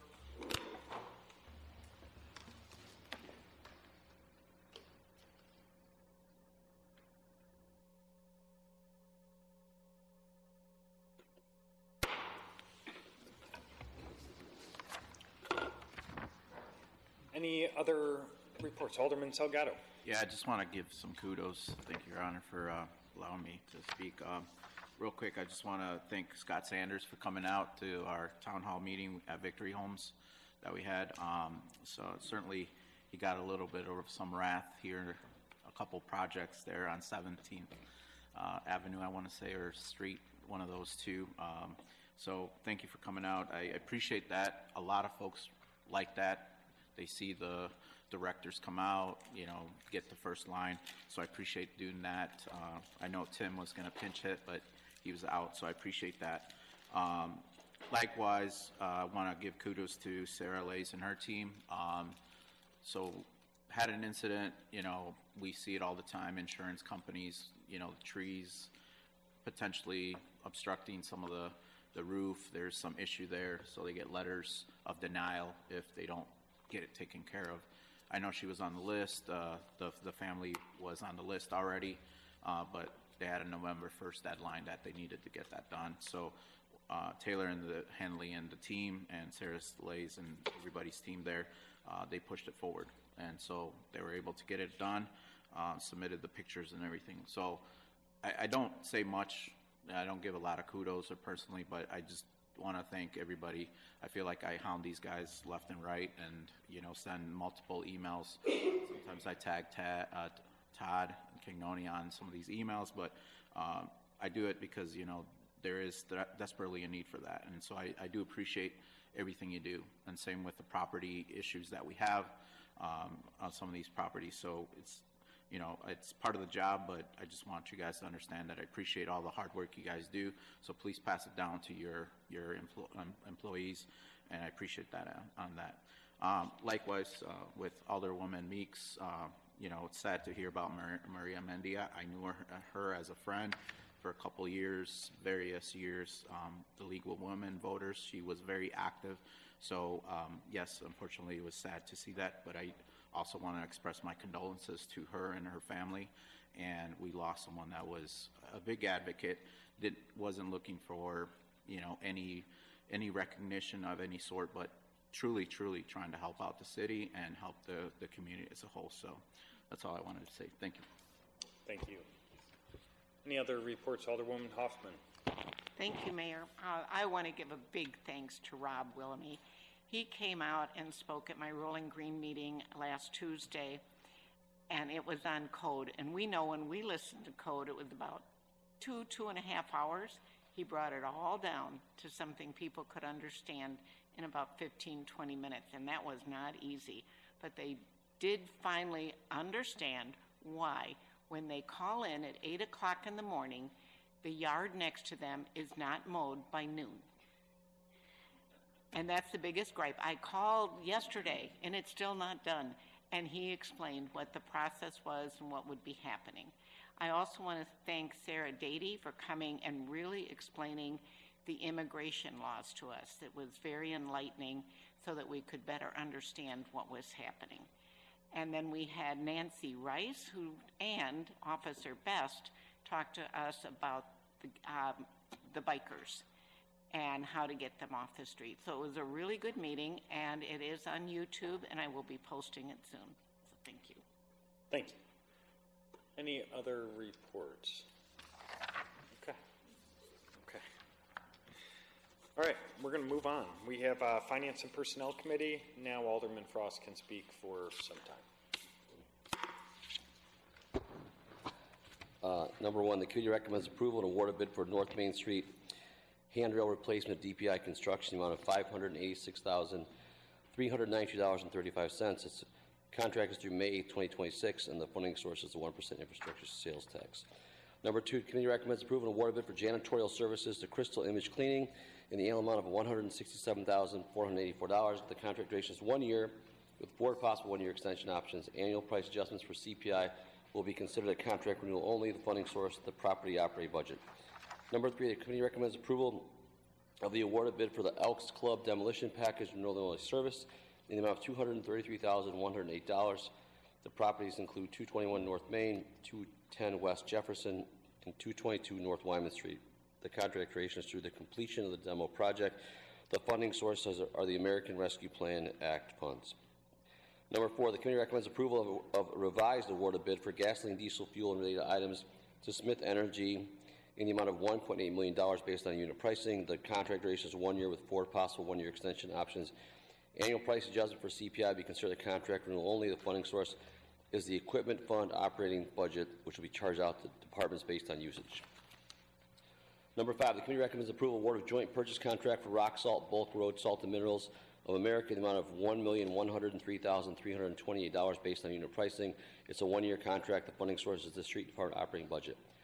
Number six, committee recommends approval of award of joint purchase contract for the forestry aerial bucket trucks to Lakeside International in the amount of $629,820. This is a one-time purchase, and the funding source is the capital lease funds.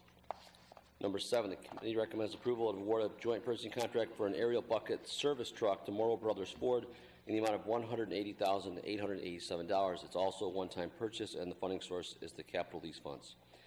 Number eight, the committee recommends approval and award of RFP for emergency medical services billing to EMS management in the estimated annual amount of $380,000. This is a 1-year contract with 4 possible 1-year extension options. The funding source is the fire department operating budget. Number nine, the committee recommends approval of award of non-competitive contract for Celebrite Guardian Pro user subscriptions in the amount of $70,150. The contract duration is a 3-year term. The funding source is the police department Intel unit budget. Number 10, the committee recommends approval and award of engineering agreement for the Alpine and Newburgh Road intersection improvements to Alfred Benish in the amount of $490,000. The contract duration is from November 2025 to December 2027. The funding source is the MFT funds.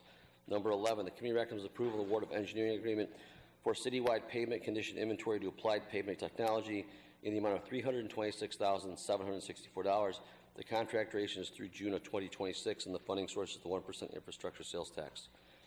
Number 12, the committee recommends approval of an award of engineering agreement for the Harrison Avenue Bridge repairs to H.R. Green in the amount of $131,113. The contract duration is 12 months, and the funding source is the 1% infrastructure sales tax. Number 13, the committee recommends approval of award of engineering agreement for State and Mulford sidewalks and crosswalks to ARC Resources in the amount of $101,200. The contract duration is through 2026. The funding source are TIF funds. Number 14, the committee recommends approval of a resolution for appropriation of MFT funds for the improvement under the Illinois Highway Code for the Alpine Road and Newburgh Road intersection improvements in the amount of $600,000. Number 15, the committee recommends approval and acceptance of the IACAA-DHS Employment Barrier Reduction Fund award in the amount of $172,500. The grant does not require a cost match. The grant term is from signature date to June 30, 2026. Number 16 is a change order for Citywide Repairs Group Number 2 to Rock Road. The original amount was $4.868 million with a change order of $29,253.20, and the change order includes the addition of the work for the striping portion of the contract to restripe Main and Auburn roundabout in thermoplastic. The funding source is the 1% infrastructure sales tax. Places matters before you. Thank you. Thank you, Alderman Frost. Council, we have 16 items before us. I would ask on my behalf for item 1, if you would please consider voting aye for a layover, and if someone at some point would have a motion and a second, because in discussions with our public works teams, obviously we had a lot of discussion. We may be close to a potential savings there, and I hate to ask you to have another layover, but would like you to have allow us some further time on it. Is there a motion and a second? Motion. Second. We have a motion, we have a second. Just on item 1, is there any discussion on the layover? Alderman Bell? Director Sanders, can you kind of bring us up to speed as to what has changed from last week? Well, two things have been happening in parallel. One has been engaging our design consultant to reaffirm all of the design variables and ensure that we are designing compliance and not overbuilding. And as requested, we've asked them to look at the opportunity to build out of a different material.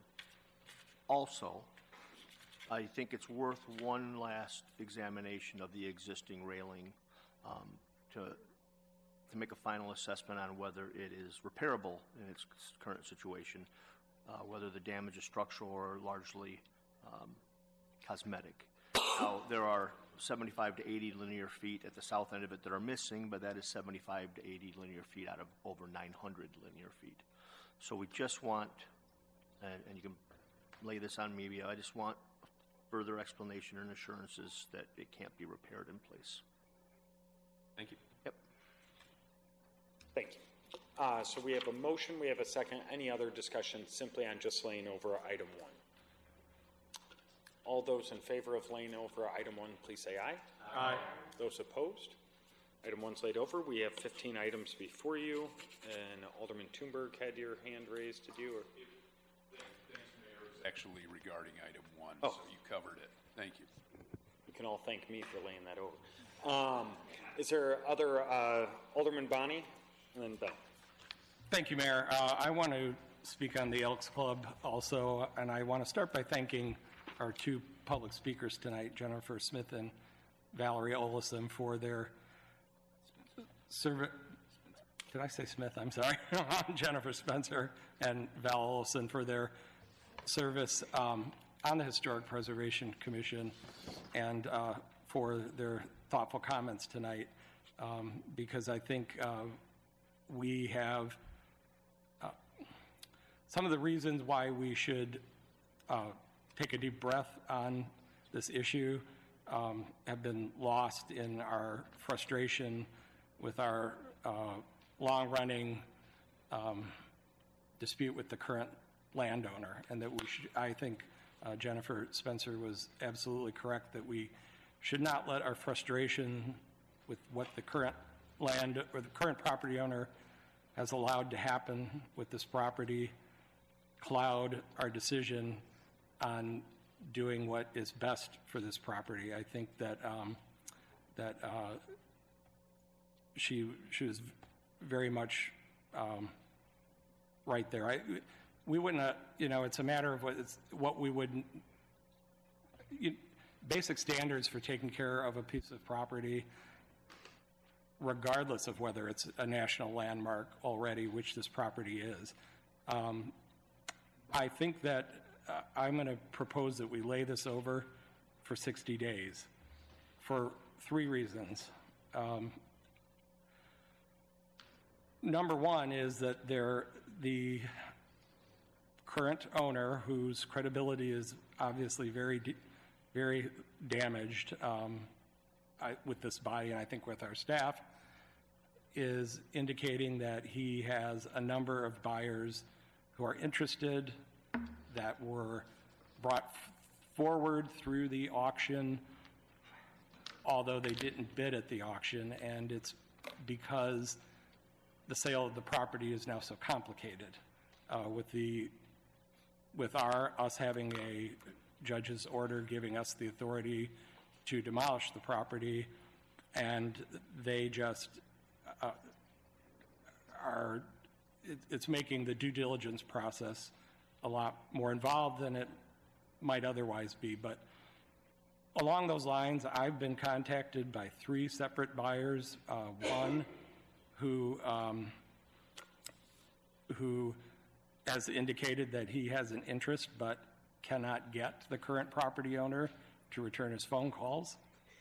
Another who I spent an hour on the phone with Saturday, who was hoping that we could take possession of the property somehow so that he could purchase it from the city versus having to deal with the current property owner.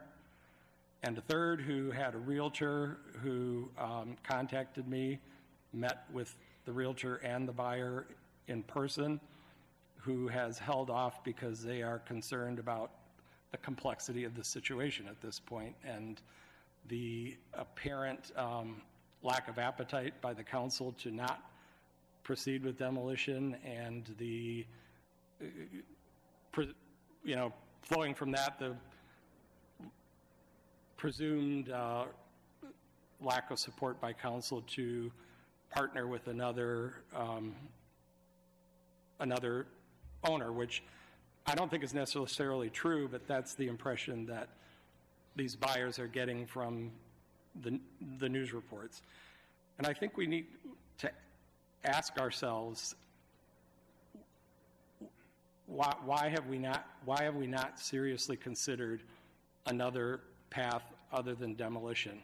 It would not be the first time that the city would acquire either landmark or landmark-worthy property and hold it for a period of time, and it would not be the first time that we would actually purchase it. I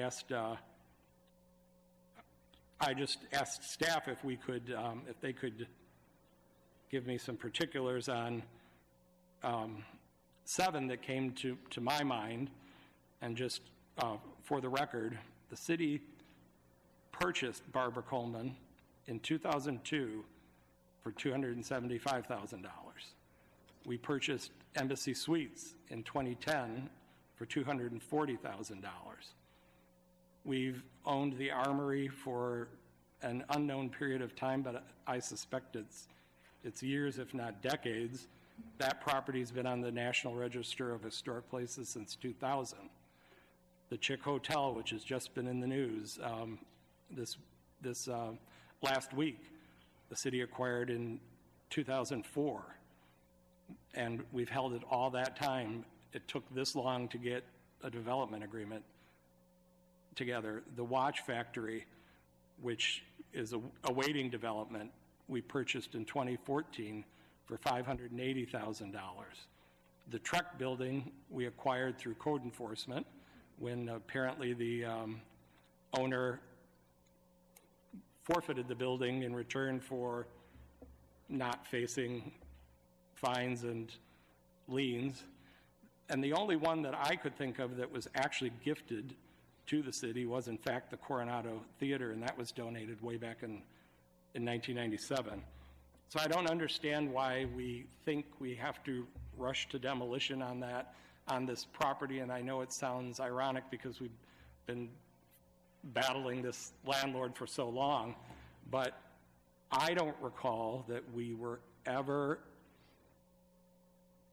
asked as a council to approve going out, even seeking these demolition bids. I know I raised the question of receivership some time ago. Our former legal director sent out an email to council that explained why that maybe wasn't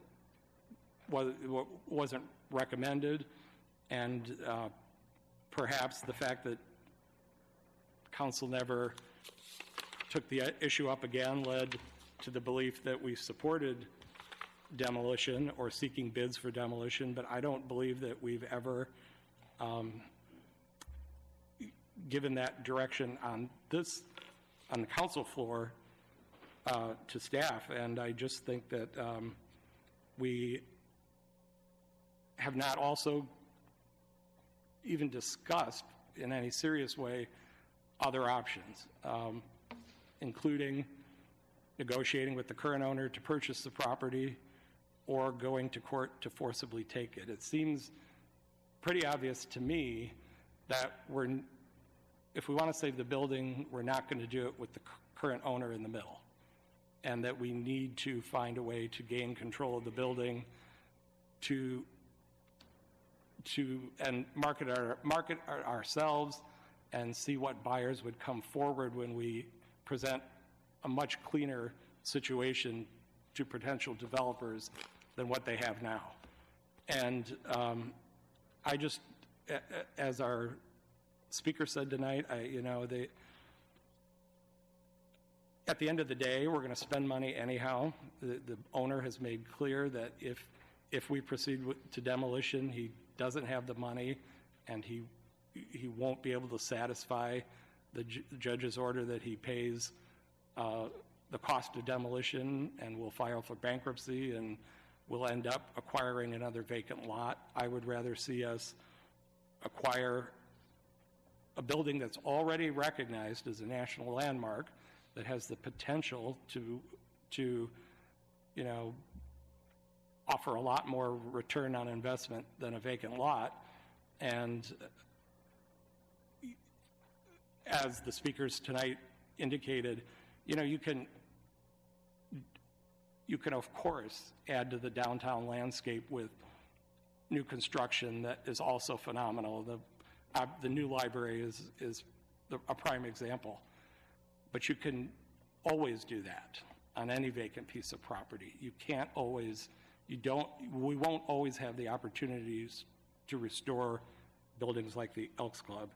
And I just think we should take 60 days to perhaps meet in closed session, talk about an alternate strategy for how we get this done rather than proceed to demolition. So I would make the motion that we lay this over for 60 days.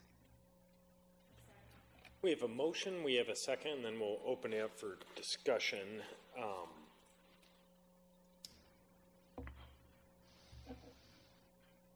I appreciate certainly the speaker's point of views and thoughtful comments. I would just say I think it would be fairly disingenuous to say that this body has not provided input on demolition or non-demolition.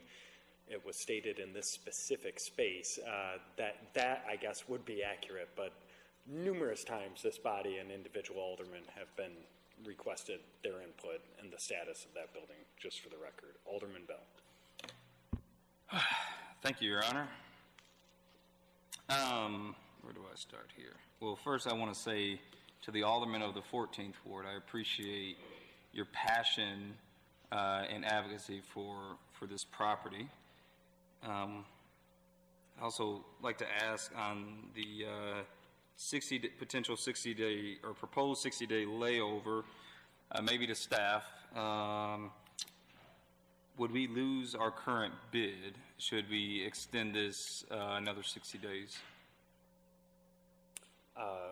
Mr. Cagnone? Or Director? Sorry, I didn't realize that Director Lies was getting ready to respond. Oh, Director Lies. Yes, we would.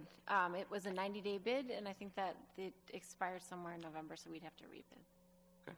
Yeah, and just for clarification, the bids are generally good for 60 days. We asked for an extension, which would take it to November 14th, so that would expire. Now, whether the contractor be willing to grant another extension, we don't know. We would have to ask. And a follow-up to that, so at first it was 60 days, correct? And then, well, yes. We asked for an extension after this body laid the item over? Correct. Okay. And should we lose that bid, do you believe that the bid would drastically increase in price? I don't know. Another question, would we have to secure the property in these next 60 days should this body choose to lay this item over tonight? So we most certainly would want to reassess the situation. As you may recall, in some of our communications and conversations, we're concerned about the exterior of the building and the failure that's been taking place, and the upcoming freeze-thaw session that would either, one, require us to take action, emergency action to stabilize portions of the structure, or provide a fence barrier closing off the sidewalk, possibly portion of the street, to protect the general public. Okay. Thank you. So, can you also speak to kind of the potential hazard or the hazard that's there right now? And maybe, again, if we lay this over for the 60 days, how you guys see this increasing? So, our efforts with the property owner have been to repair the property, to bring it into, minimum public safety requirements that the property owner has been unwilling to do. As you're aware as a body, we worked with Landmark Illinois, who was gracious enough to work with two independent companies. The first one being an architect, another one being a contractor, to assess the current state of the building. That came back that the building was generally structurally sound, and that the building itself may not collapse. However, that there was the need for immediate repairs to the facility, mostly cosmetic in regards to the exterior brick and other components of the exterior facade that have had failure or are continuing to fail that could fall into the right-of-way. Obviously, we have the issue of the roof collapsing, which has already taken place, that may not pose an immediate threat, but something that's going to continue to deteriorate the building, and going through another winter with freeze thaws would certainly have additional concerns. But the greatest concern is the facade failure, cosmetic or not, that would need to be addressed. Awesome. And so in hopes to preserve our history, I was actually able to get in contact with the owner. I know it was also mentioned earlier that the alderman of the 14th Ward was able to have conversations about this as well. I think most of us have. But it was stated to me by multiple advocates, and specifically the owner of the property, that all he's requesting at this moment is a 14-day layover. And so I would like to make an amendment to the now proposed 60-day layover and give a 14-day layover in hopes that the current owner would come to the table with the potential buyers of the property, that they would sit before the administration and talk about the plans to move forward. Should we or the administration agree to move forward with it in some capacity in those 14 days, then bring it back to this body to either ask for this current item to be brought back, or to ask for another layover. But I would make an amendment to the motion if that is able to be done. Otherwise, if legal, I guess, if you could give me direction on that. Thank you. So, right now we have a motion and a second for a 60-day layover. So, Ms. Cavanda, welcome to City Council. We're excited to have you, if we haven't mentioned that. I'm so excited to be here and have this question come up. My understanding or my belief is that we would need to address the original motion first, and then an amendment could be made thereafter. Perfect. So we have one item before us, which would be of layover for 60 days. We have a motion. We have a second. Is there any other discussion? I'm going to go Alderman Salgado and come back to Alderman Bonney. Thank you, Your Honor. Just real quick, this might be a question to Mr. Bonney. On the 60-day layover, are you saying that we're going to figure out options like we did before? So it's just a continuation of this process? Or are you saying that there is a buyer you're going to furnish, or they're going to furnish a purchase contract from the buyer to get that process going? Because, listen, we've been here. It continues to be 11th hour kind of type of deal.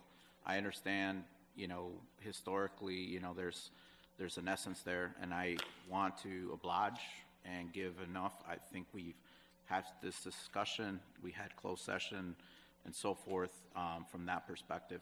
We went through, correct me if I'm wrong, they went through their online bidding, to get a buyer. Didn't happen. We gave them that opportunity. We pressured them, we offered them, to buy it for $1, if I'm not mistaken. They declined. We've done as much as we can possibly do at this point in time from that standpoint, right? And so my thing is, what's going to happen within the 60 days? Because, it's another 60 days, and then we start the process again. Okay, it sounds like we're going to have another buyer.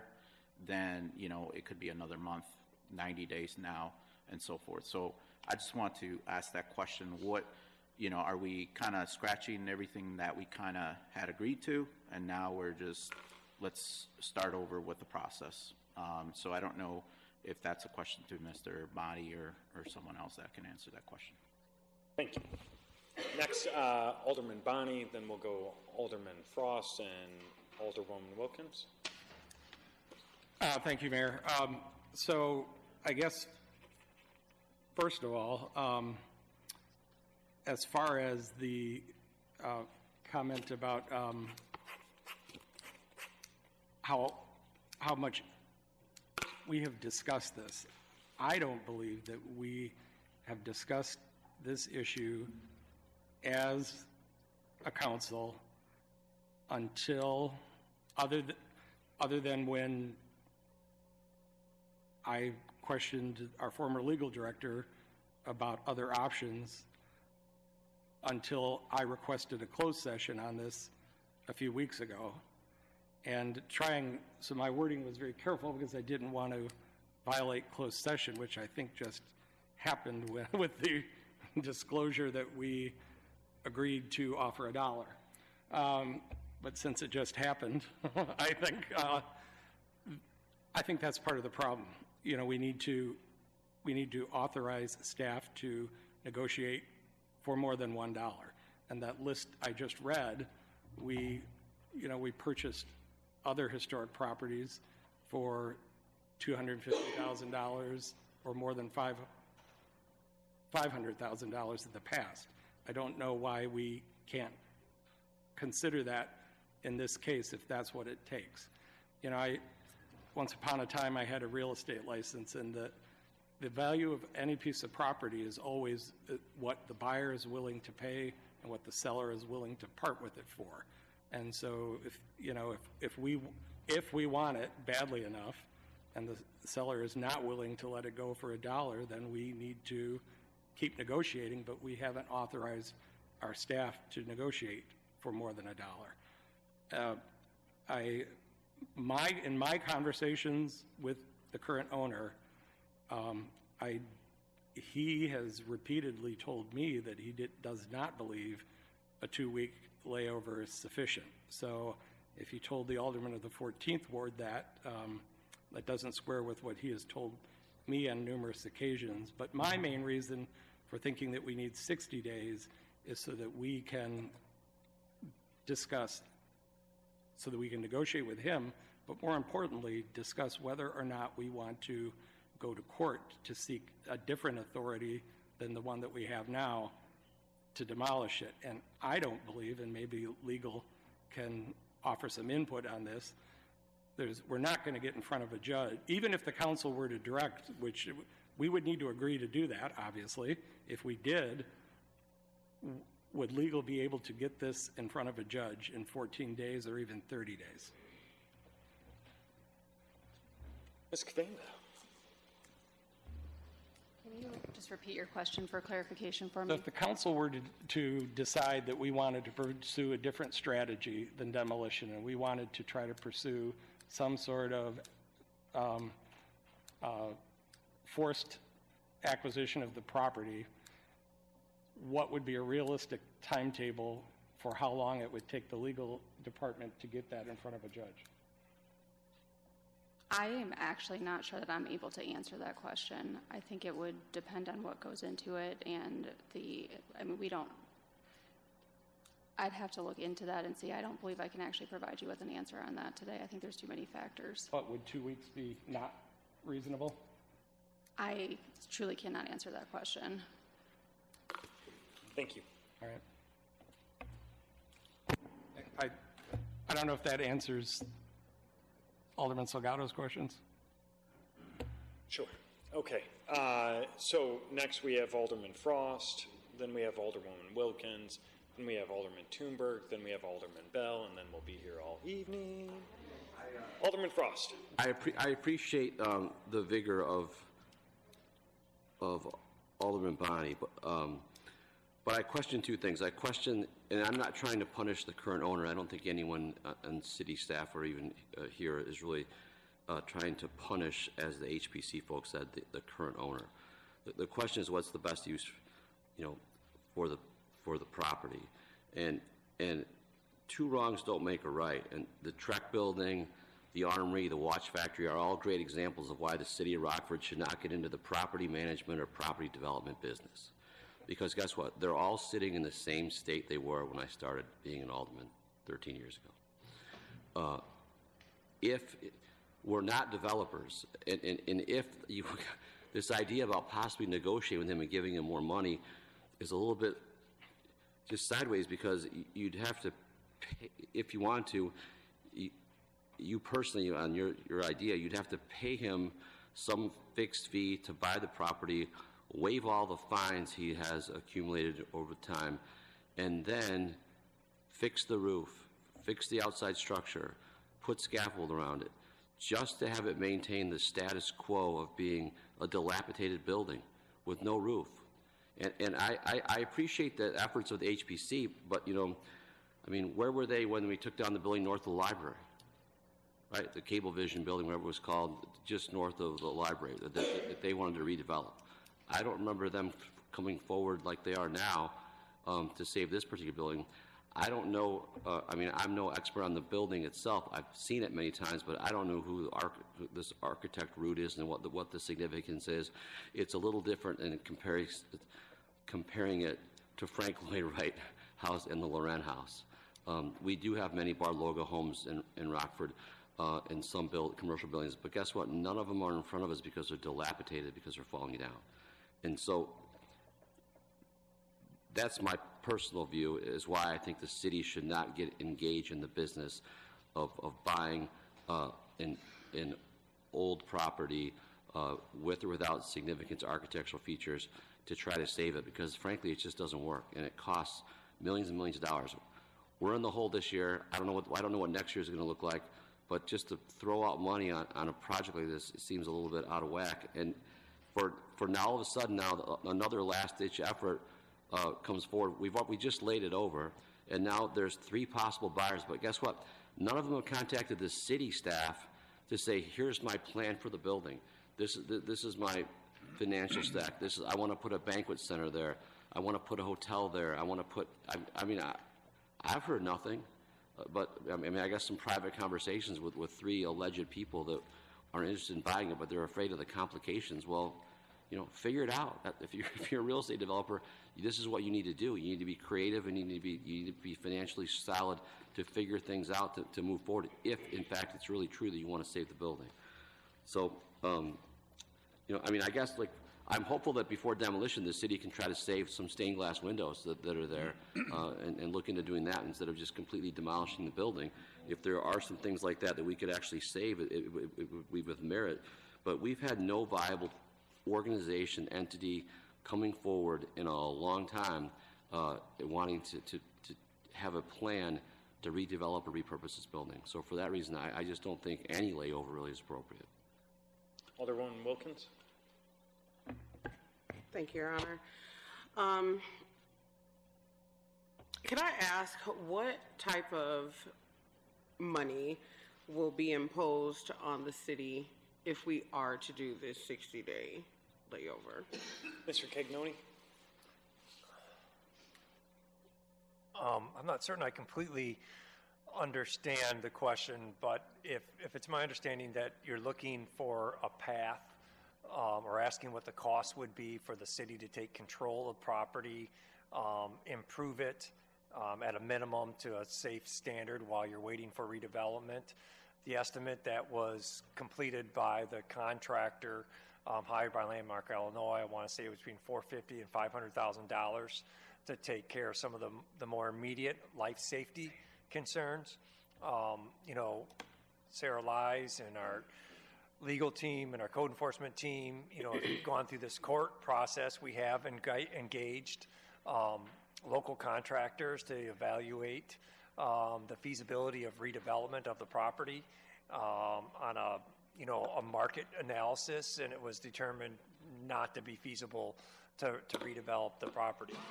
Now, however, certainly recognize that if City Council believes that this is a priority, that they want to see the building redeveloped, based on our experience, it would require at a minimum the creation of a tax increment financing district and likely several $1 million, if not more, of additional funding to make a capital stack work on a financial basis. And we state that based on many of the examples that were mentioned here this evening. The Chick Hotel's in a brand new, Chick House now is in a brand new tax increment financing district, and we provided $2.7 million. The Watch Factory's in a brand new tax increment financing district, and I believe we provided $2.2 million. The 134 North Main Street's also in a brand new tax increment financing district, and it's required $1 million plus, as I recall. The Watch Factory required an existing TIF and $500,000. So when we look at the redevelopment of our historic structures, one, we bring all the cost reduction tools that we have. That's typically tax increment financing and utilization of historic tax credits through the federal program as well as the state program because of the River Edge zone. And then we evaluate that stack to see if it's feasible or not. Okay, thank you. Now, in comparison to the amendment that was also proposed and not to go the 60 days, would we still include those same type of costs, I guess, if we were to do a 14-day layover? If we were to redevelop it, yes. Some of our more immediate needs related to securing the building, I don't think will come into play during a 14-day layover. Thank you. Alderman Thunberg. Thank you, Mayor. I think over time, this building was for a while in the 3rd Ward and now obviously in the 13th Ward. Over the years, I felt many times playing intermediary between the owner and the city. I think a few in city administration can attest to that. Over the course of time, there's been, numerous complaints from various citizens on the disrepair of the building. I think the owner has had good intentions on wanting to repurpose that building and bring it back to use. I was happy to lay it over now going about a month ago. I think I've made it clear that within that month, if someone was serious, they would come forward, show hopefully their financials in undertaking such a project. I think I've also been on record saying that If someone was serious enough, they would be reaching out to those on council and those in administration on the city level. Again, here we are in the 11th hour, and now we have someone or multiple parties coming forward. I don't know, other than the 14th Ward Alderman who stated tonight that he's been contacted, if anyone else has. Personally, I wish somebody would have stepped forward in the last 30 days. We were voting on this ultimately, obviously, 30 days ago, and it's been now 30 days further. I am in agreement that, even though we have undertaken, or some projects have been undertaken in the past, I was an advocate at the time for the hotel, and I got asked multiple times during my run for original election, you're not for that stupid hotel downtown, are you? And my answer was yes. Actually, I am hoping that project does get undertaken and completed. But we've seen, obviously, some other of our buildings haven't come into fruition that the city has owned.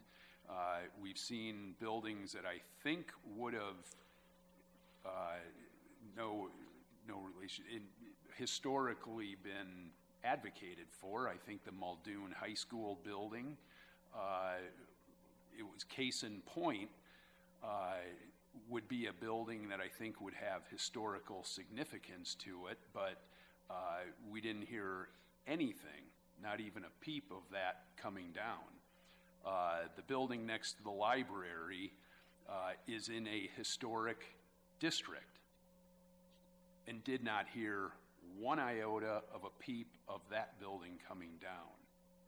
I think I could give a good explanation as to why, which I won't hear on council floor.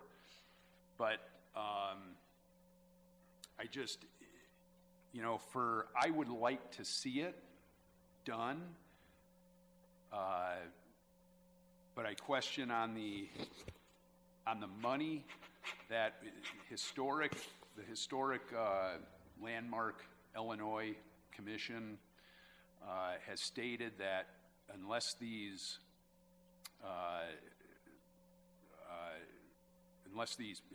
project, the remediation is made within the next year, this building is going to be in just severe condition. So as we delay it, even from this past month, but now if we're looking at 60 more days, the clock is really ticking as we come into another winter. We're looking at taxpayers spending how much? I'm sorry, $350,000 or so to just bring it to the point where it would be maintained. I believe I heard hundreds of thousands. I don't know the exact number. Mr. Cagnoni, what was that number? 450 to 500,000. Okay, well, 450 to 500,000, and that then we would take ownership of it, and that's after possibly we would have to work out a deal with the current owner of who knows how much, a couple $100,000 maybe, and then spend 450 to 500,000 just to maintain it, according to Landmark Illinois, and then we're still not assured that it's going to sell. I want somebody to come forward, preferably to council, and like the movie says, show me the money.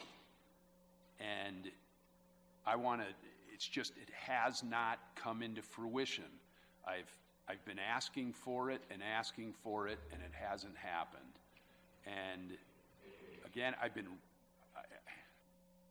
rooting for the project. I've played intermediary for the past number of years.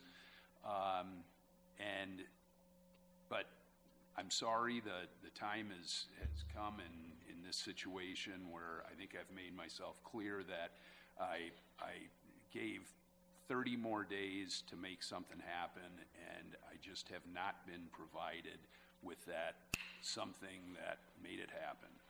So, thank you. Thank you. Alderman Bell? All right. Well, I just want to reiterate that I plan to, should the 60-day proposal go through, fail, make a motion to lay it over for 14 days. So, thank you. Other comments, Alderwoman Meeks? Really quick question. If the demolition were to take place, would it take place this year? Yes. Take place like in the next couple of days? I mean, not days, but like... I can't speak to that. They usually have a clause in there and when it would have to be done. Director Lies? We have, so to do this level demo, we have to get a finalized permit from the EPA and then from IDOT. We've done all pre-work on those. So when we have a yes to move forward, we just will need to finish the EPA one because it has to be, the bid has to be executed for that to be submitted with the EPA permit. But the IDOT, we just clarify with them and be ready to go because we have to shut down a lane of Jefferson and a lane of Wyman for parts of it. But those two things, it's pretty ready to go and would be done with. Do you have an estimate, Director Lies, on how long that process typically would take? Forever. I don't think I think the EPA is up to 10 days, but it's not. We generally feel we've got it positioned to do it faster. Yeah, I'm just curious, like I'm trying to piggyback off of Alderwoman Wilkins and just kind of understanding if there is a delay, what will it cost the city if there's a delay? Is there a number that anyone can give me? So the number that we've heard this evening is between 450 to 500,000, but it also depends on a whole host of factors. So you're not going to have a concrete number. And so I feel like that's like the future of how we move forward with this building. Right now, I feel like what we're talking about is the fact that it's still in the hands of this owner. There is or is not potentially a buyer, yes or no, in the amount of time that this individual is going to be given in order to shore that up. And there's a lot of people that have dealt with this for a really long time, so they're tired of it and they don't care to give him a second more. But there are some that are just feeling like, what is it to lose if we allow just a little bit more time to allow for this person to shore up something for this property? If it can be saved, what is it going to hurt to extend it a little bit longer? So I can understand the debate between 60 days and 2 weeks. I just feel at the end of the day there should be some form of a layover that we talk about today, just to allow for the opportunity, if there's any opportunity, because at the end of the day, we're still spending a whole host of money regardless of the decision that we make. So let's just see how we can get the best outcome. And if there's just an inkling, then we should think about that. So, thank you. Thank you. Alderman Bonney? Thank you. I'm not sure, the question that Alderwoman Meeks and Alderwoman Wilkins asked, I'm not sure it was answered. I think that the question is not what would be the cost to the city if we were to stabilize the building ourselves, but what is the cost to the city simply to lay this over, and is there a different cost if we lay it over for 14 days versus 60 days? So I'll answer that the best I can from the information that I believe has been shared. So we have a bid that will come due on November 13th or 14th. We cannot tell you if that cost will go up or down if we get that rebid. If they will extend it either. This is the first we're hearing of it is this evening on council floor. That's one thing. Typically, if we did have to go out and rebid it, our bids don't typically go down. Not always, but they don't typically go down. The other cost that we would have is, and I believe was answered, and correct me, Director Lies or Mr. Cagnoni, under 60 days, we may be potentially looking at putting up a fence. We haven't been able to bid out that cost, so we can't tell you what that is because tonight is the first night you guys are bringing up that you may want to lay it over for 60 or 14 or some period. More likely, if we're going to lay it over for 60 days, you have a greater likelihood that we will expend some money on putting a fence up and potentially some form of stabilization so bricks don't fly off and hit people as they have flown off before. So we can't, I know you want an exact cost, but you're asking something that we can get you an answer. It's just impossible to get it for you at 7:48 at night. We'd have to ask about the bids. We'd have to find out, do we need to put the fence up? All of those things. So we can't tell you what that is tonight.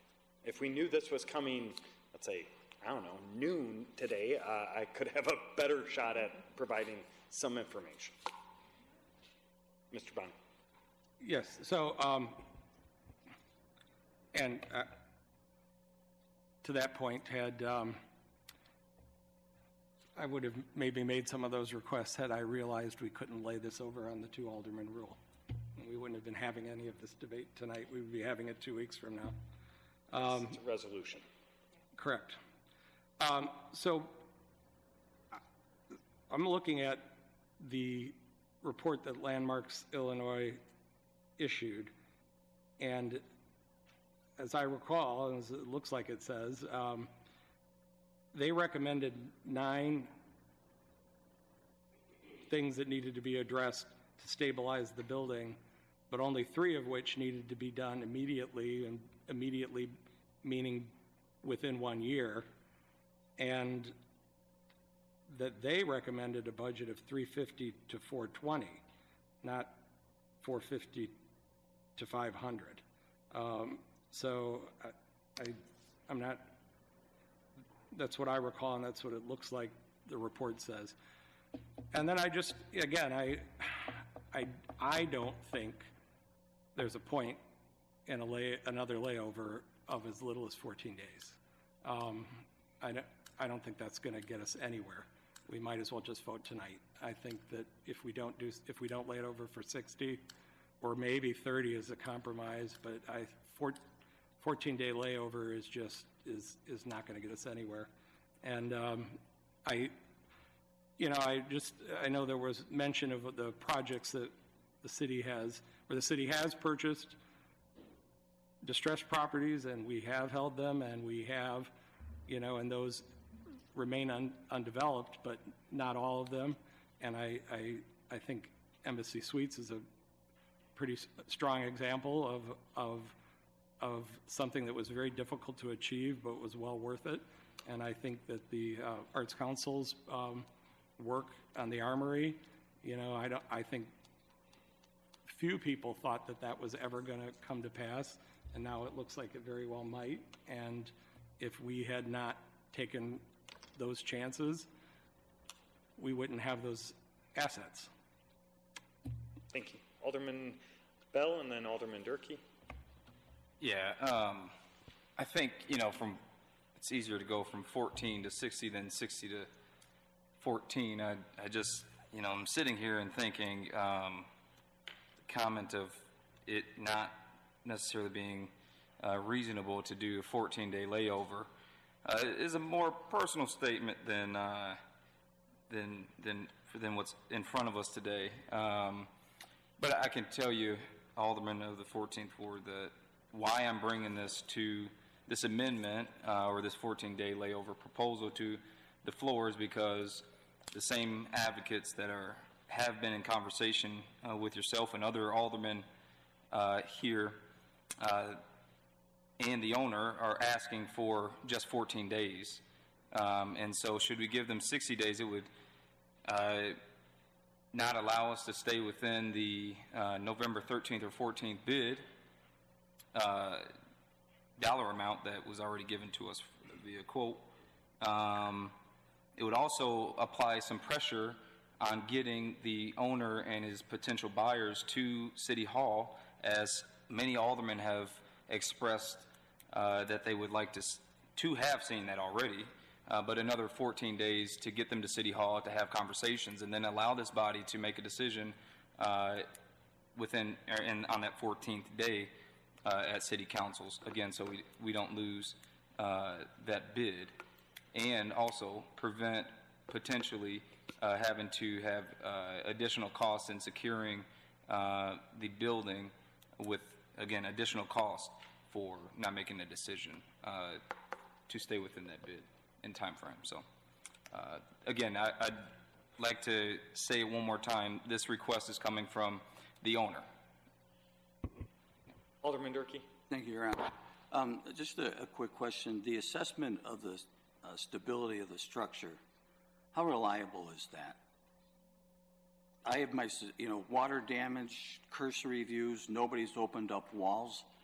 Nobody's taken apart stuff to take a deep dive and look inside.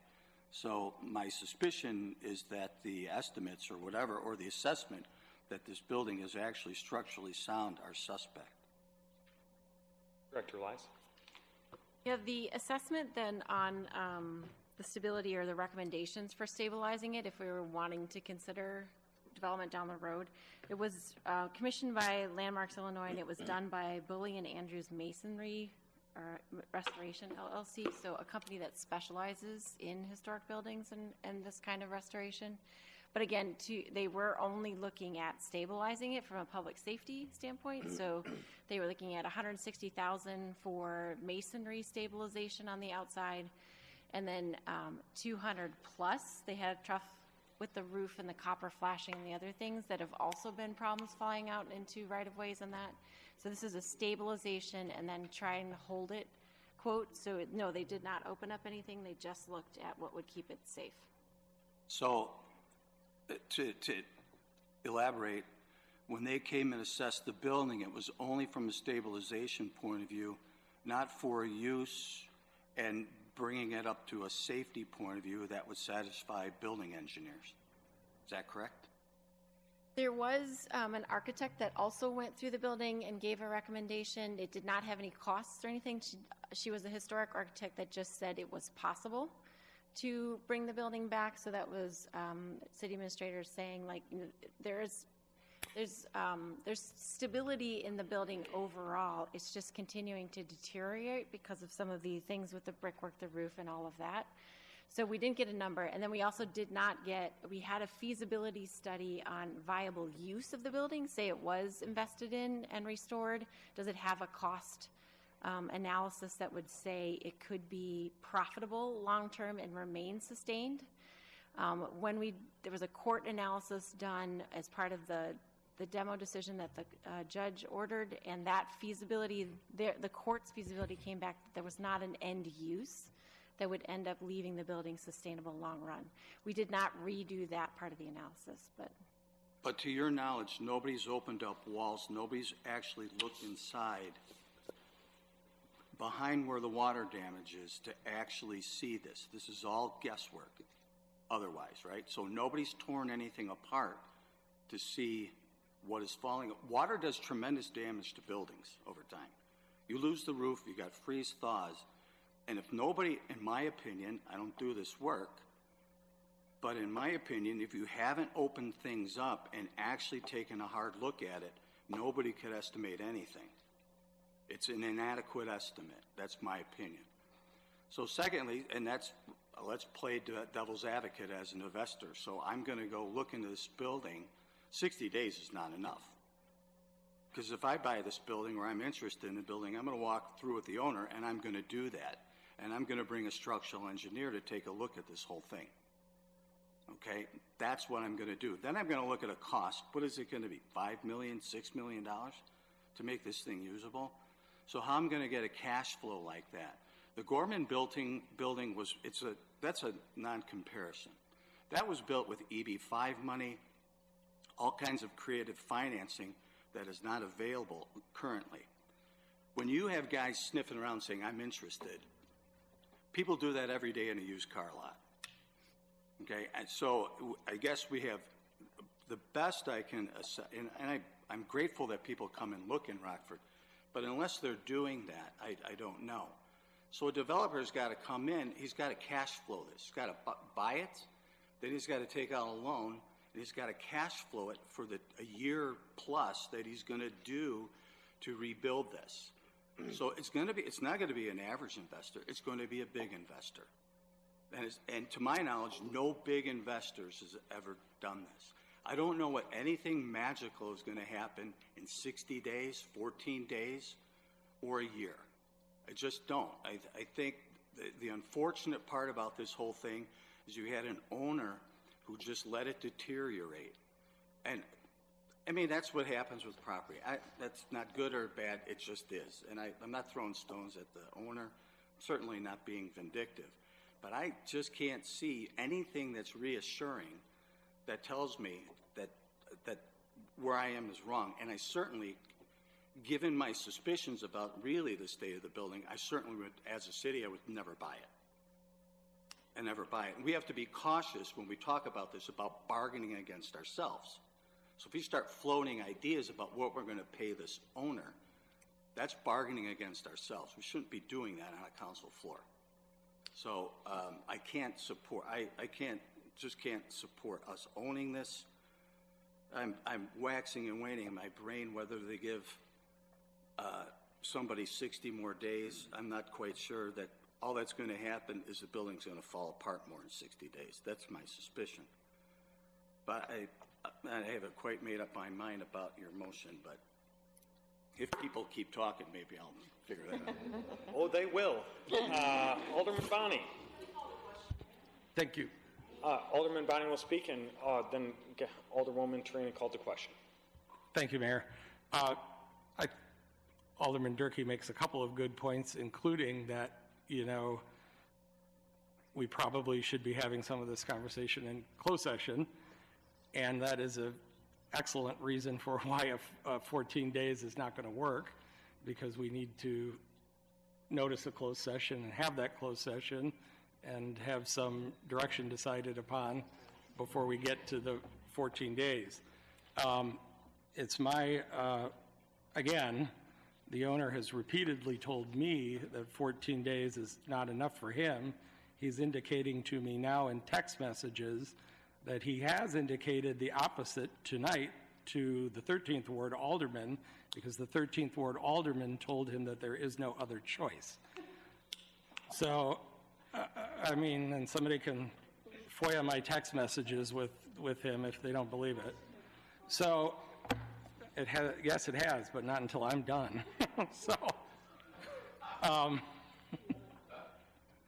So again, I don't think there's any point in 14 days. In fact, the alderman for the 13th Ward last week wanted this building torn down and wanted me to shut up and just let it happen. So I think 14 days, he's sitting here accusing me of not wanting to negotiate and something being personal. I think this is just showmanship on his part so that he can try to look to people who support historic preservation, that he's in their camp, and then look to people who want it torn down, that he's in their camp. So I agree. Let's call the question. Well, now that you agree, we will. Yeah, thank you. So we do have 16 items before us. We're just going to vote on item number 3 first. One was laid over. We're just going to vote on item number 3 because I'm sure others have questions, I'm assuming, on other items, and we were called to question on this item, so I'm going to have this vote. Yes, there's a motion to lay over on item 3. There's a motion for 60-day layover. There's been a second for that 60-day layover. It's been called to question by Alderwoman Tarina. Clerk, could you please call the roll on just item 3, the layover of 60 days? Durkee. No. Hogeman. Thunberg. Frost.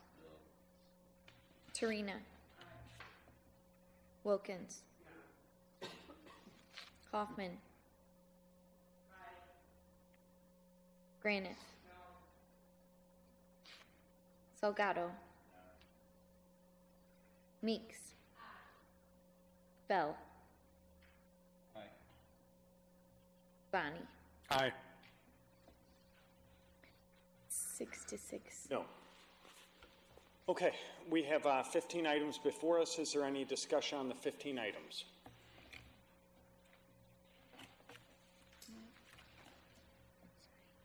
Alderman Meeks. I know this is crazy, but do we also get to speak on the 14-day layover? Oh, yeah, yeah. We have 15 items before us. Yeah, I don't think We would need a motion, we'd need a second. I'm just saying, do you have anyone have discussion on the 15 items that remain before us? For item 3 for 14 days, please. We have a motion, and I'm sorry, Alderman Meeks, was it a second? We have a motion, we have a second to lay over item 3 for 14 days.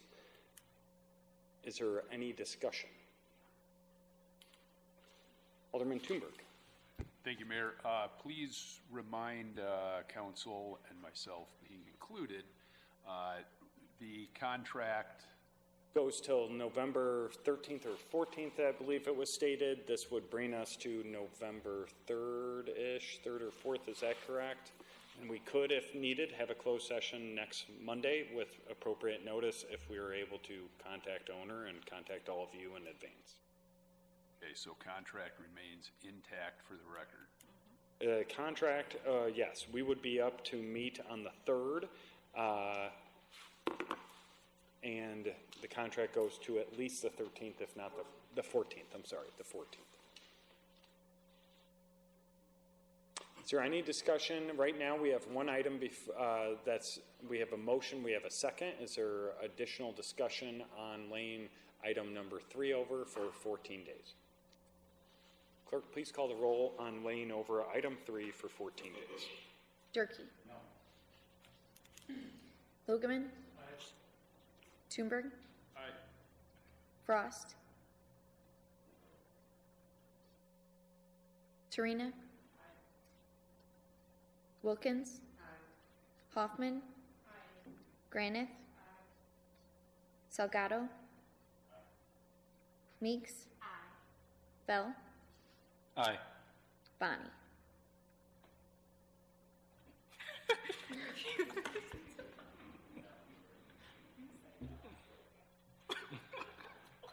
No, I'm tempted. Wow. Aye. 10 ayes, 2 noes. Item 3 has been laid over. Council, you have 14 items before you. Is there any discussion on those 14 items? Clerk, please call the roll.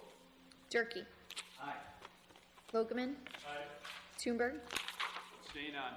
Abstain on 5, aye on the rest. Frost. No on 13, aye on the remainder. Torina. Wilkins. Aye. Hoffman. Aye. Granith. Aye. Salgado. Aye. Meeks. Aye. Bell. Aye. Bonnie. Aye. Item 2, 4, 5, 6, 7, 8, 9, 10, 11, 12, 14, 15, 16, 12 ayes. Item number 13 is 11 ayes, 1 no. I have a correction. Item 5 had 1 abstain, so it was 11 ayes, 1 abstain. Thank you. Next, we're going to go to Planning and Development under New Business Ordinances. Alderwoman Wilkins. Thank you, Your Honor. Item 1 is an ordinance approving the termination of the Lincolnwood Estates Number 1 redevelopment project area and the dissolution of the special tax allocation fund for the Lincolnwood Estates Number 1 tax increment financing district. Item 2 is an ordinance approving subordination requested by Anchor Housing LP4, an Illinois limited partnership, property owner of 414 North Court Street. Thank you. Council, is there any discussion on that 2 items before you? Clerk, please call the roll. Durkee. Aye. Logeman. Aye. Thunberg. Aye. Frost. Aye. Torina. Aye. Wilkins. Aye. Hoffman. Aye. Granith. Aye. Salgado, Meeks, Bell, Bonnie. 12 ayes. Thank you. Next, we're going to go to Code and Regulation. Alderman Bonnie. Thank you, Mayor. Item 1, an ordinance approving the annexation for 2215 Wentworth Avenue. Item 2, an ordinance approving the annexation of 2215 Wentworth Avenue. Item 3, an ordinance approving a zoning amendment from County R2, two-family residential zoning district, and City R1, single-family residential zoning district, to R2, two-family residential zoning district at 2213 and 2215 Wentworth Avenue. Nick Naruse is the applicant. And item 4, an ordinance approving an honorary street name change, renaming a portion of Island Avenue from Central Avenue to Clifton Avenue to Reverend E.H.E. Gilbert Way in honor of Reverend Dr. Eldridge H.E. Gilbert, former pastor of Pilgrim Baptist Church. The church is located at 1703 South Central Avenue. Thank you. Council, 4 items before you. Any discussion on those 4 items? Clerk, please call the roll. Durkee. Aye. Logeman. Aye. Toomberg. Aye. Frost. Aye. Torina. Aye.